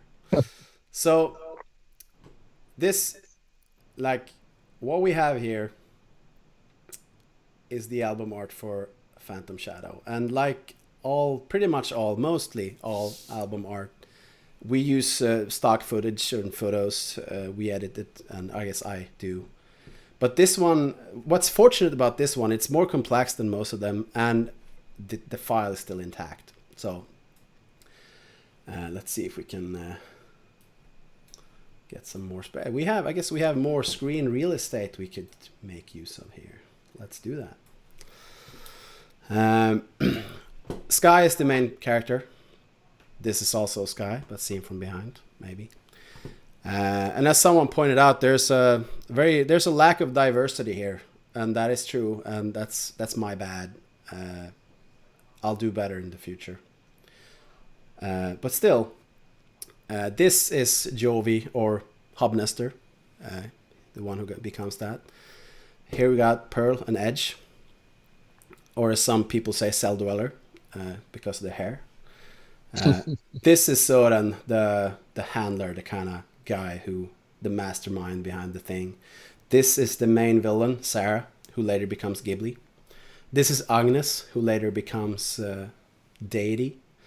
And you will recognize the tattoo from A View from the End of the World. And some people even come to shows like this, which is really cool for me. Here you'll recognize the blue-haired girl from Overworld. So, you know, we're kind of doing a bit of a throwback there. Here the logo is really faint, you know. But it's because also we saw this album, like, this is kind of like a movie, you know. Maybe Machinae Supremacy isn't even the important part here. Like, you know, it's more like, you know, producer or director, while Phantom Shadow, like, that is the main thing. So the thought behind this was just to get this movie poster kind of feel. And if we go into, like, you could remove the sky, and there's a bunch of stuff that could, you know, just like, it's all separated. But let's look at the characters real quick. So Sarah, she's up here. She even has a little doll baby there. You can barely see it, but you know, it's there's a doll there. And here's this guy. And when you think about it, like, you look at it like this. Okay, so it's a masked photo of a guy. You know, it's not really that complicated. It's just, you know, it's got some processing. I'm not sure exactly what I've done with all this. Then of course Hobness the guy, like, this really looks like an office guy, you know, like, what the shit is going on. But when you see it, hold on, when you just turn everything on again, wait, what was that? Oh, now I see. Okay, everything is off. Wait, what did I do? I have to revert it to something. Let's do this. Anyway, like, this looks really good to me, but if you take each element out, it's not that interesting, you know. It kind of, but again, my point in showing this is, like, this is the process. You take these various images and put them together, and not very complicated, but of course you need to see what you're doing. And what's even more fortunate with this is I actually have a bunch of the base assets that I used. So the skyline, you know, is this guy, these people. We got this girl. She looks much nicer here than here. But you know, you gotta see this image and see what's going on. But yeah, and yeah, the main character goes here. So, and the doll, of course. So I guess what's clear is I obviously didn't draw anything of this, but that's not my skill set either. So, but I think it succeeds. This becomes what we wanted it to be, like the movie poster kind of feeling of that. Yeah, that thing. I could jump in a quick question here, actually, while you're showing off the stock models. Phoenix just asked, do you think any of the stock models have any idea they've ended up not only being an album art, but also representing specific characters? I don't know what you, like, I wonder what people who do stock images do. I think a lot of people are just, you know, photographers earn money by selling their photos to the stock stuff. And if you're one of the models, you have to sign, like, I'm okay with this being in a photography database, something. So they might not even know that they are stock photo people. But, you know, eventually it would be cool. It would be cool if they found out and be like, oh, that's so cool. Like, if we ever made something grander with this, that'd be cool to see if anyone gets in touch. But, you know. It's like that old white bearded guy who became a meme. Yeah. I guess he's... Oh, which one? You mean the most interesting man in the world, or the other one? I don't know my memes that well, but Hide the Pain Harold. Could be that. I wonder if this actually belongs in here. So one of the things with Rise of a Digital Nation, like, you have this, of course, but then you need the logo. And this, I guess, at this point we were kind of Final Fantasy inspired. So this, and this one is, you gotta, like, this one we made when we made the backdrop for this. That we have used a lot, and this is also the one that's hanging in our rehearsal space now. So you have this. I don't have the backdrop design right now, but what's cool about this is we also used, like, we rarely redesign our website, but when we did this album we did, and something funny happened. So some people discovered our 404 page, the page that when you go to a busted link or something and it tells you there's no page here. So we had this on that page, and there was this brony message board or like community that found it, and it was news there, and I don't know if somehow we found out about it too, but it's, I don't know, it was kind of a little shout out to like, I guess a thing for us is to not take ourselves too seriously, and we I don't know, we just kind of, if Pinkie Pie tells you that everything's gonna be okay, then you should believe it. That was a little tangent, but I found that and figured it. I thought that was fun. I collected a bunch of assets for, like, if we were gonna speed design something in Photoshop for this, but we're not gonna have time for that. So another time maybe, like, people could. I don't know. I was thinking, if we like we talked about, Sean, should we start streaming stuff? But I don't know what that would be or if anyone would care. But we could probably look into more of the design stuff in the future if we want. But I kind of want to go into how the design affects the live shows, because that feels like an important detail. Sure.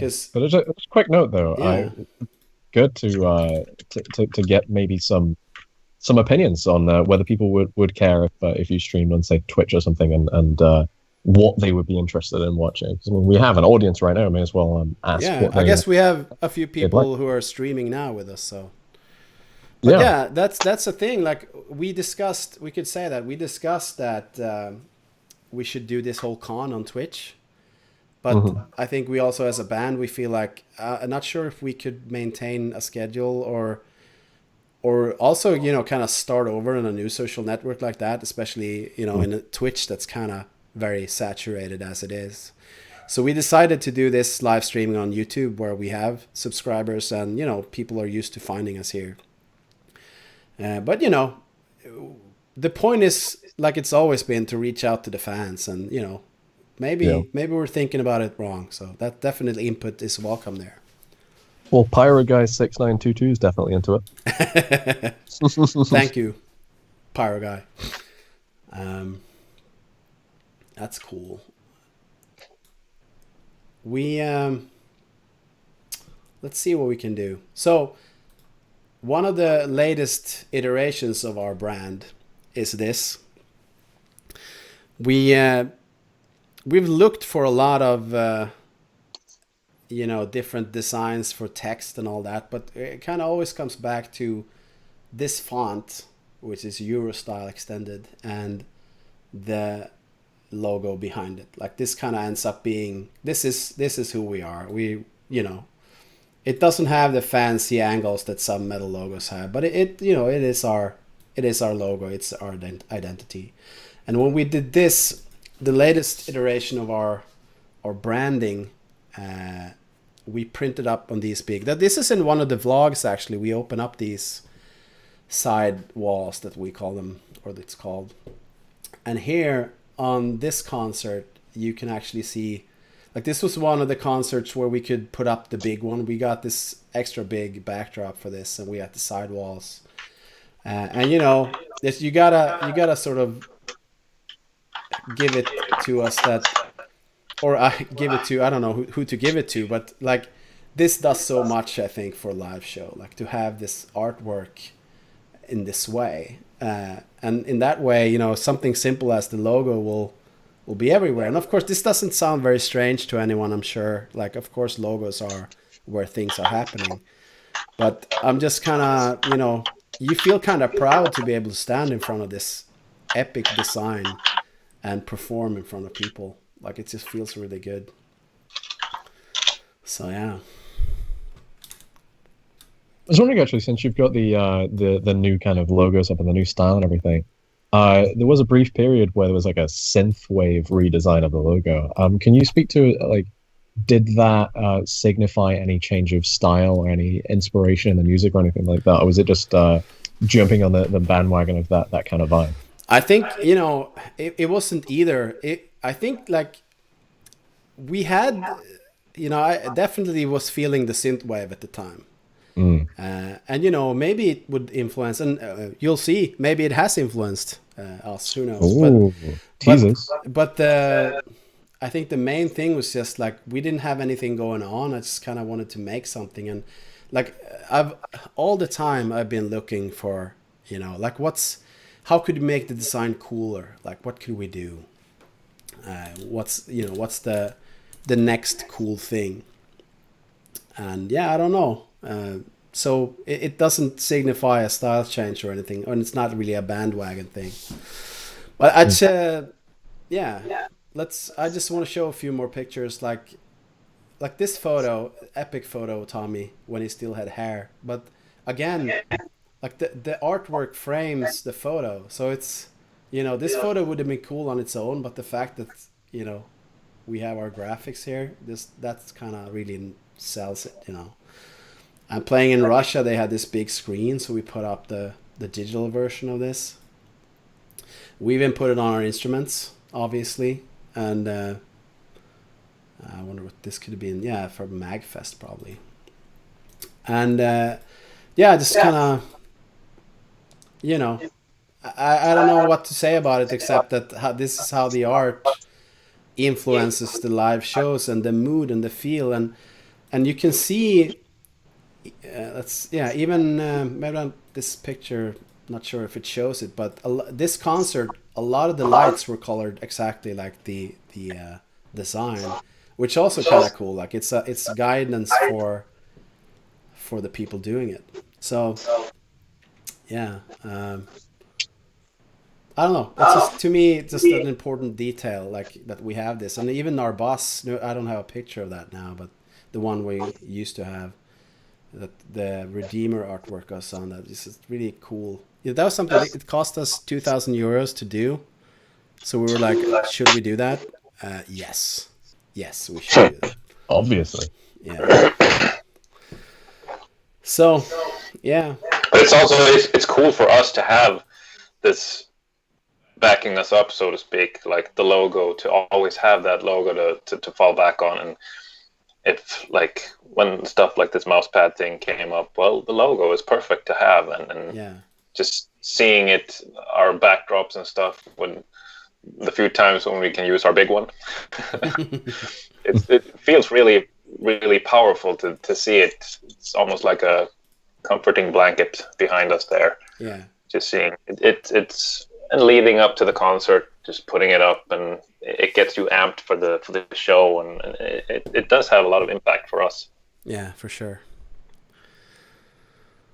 Anyway, I'd love to talk more about this and maybe go deeper into some, we could probably do something at some point where we actually show the process. And of course, something we haven't talked about is the music production side. So I'm sure there's lots we could share with you guys. But now we're gonna get ready to watch the second part of the documentary. Really happy for it. Like yesterday was amazing for us. We sat here, most of us, 4 of us, were in the same sofa in the band, and it's amazing to see what people have to say, and the impact it's had, and gotta hand it to the guys and girl who put it all together, Chris and Sean and Paulina. Just what a thing. And for us, like, we never knew about it either, so no, to have this happen, like a surprise, and because we talk to people, and we know that what we do affects people. It's not just entertainment, but it's rare that we get to see it in a form where people sit down and have time to express themselves properly. Like, it often goes fast, and people hurry to tell you what they need to say when we're at a concert or something, and only a select few that we hang out with extra much kind of get to say even more. And of course we talk to people online, but it's not the same as seeing their face when they have something to say. So to us, an incredible thing, and it all comes back to this. We made a sort of center point for this band, and now it's on people's skins, it's in people's hearts, and it's just I can't wait to see part 2, which starts Yeah, in, me neither. I guess it's You guys have inspired us, and you've touched us all for 20 years. So this is us paying back to you. So thank you. Thank you so much, guys. Thank you. And all of you who are here, hanging out with us, and who are about to watch this documentary. Just we're grateful. Like, it's like Keanu Reeves. You're breathtaking. No, you're breathtaking. No, but like, you get what he means. Like, it's Yeah. like that the person who stands under the lights, that is the person who feels the most grateful. When others say we're so grateful for your music, you say, well, you should know how I feel. Like, it's yeah. So that's how it is. It is a beautiful thing. Do we have a link for it that we can spam the chat with? There is a link on our YouTube. I'm sure we can find it. Does anyone have a hold of it right now to spam the chat? We will make sure it's spammed. Yeah. Well, anyway, we'll disable this stream now for sake of that one. So thanks, everyone. And see you on the Facebook live stream after the documentary. Yep. And we'll all be on the Discord as well. Or I will anyway. I think the band will be on the sofa watching it. But I'll catch you guys on the Discord. Thank you for coming. Yeah. Enjoy the documentary part 2. Yeah, and we'll be in the chat, of course, on YouTube as well. Awesome. Take care. See you guys soon. Bye.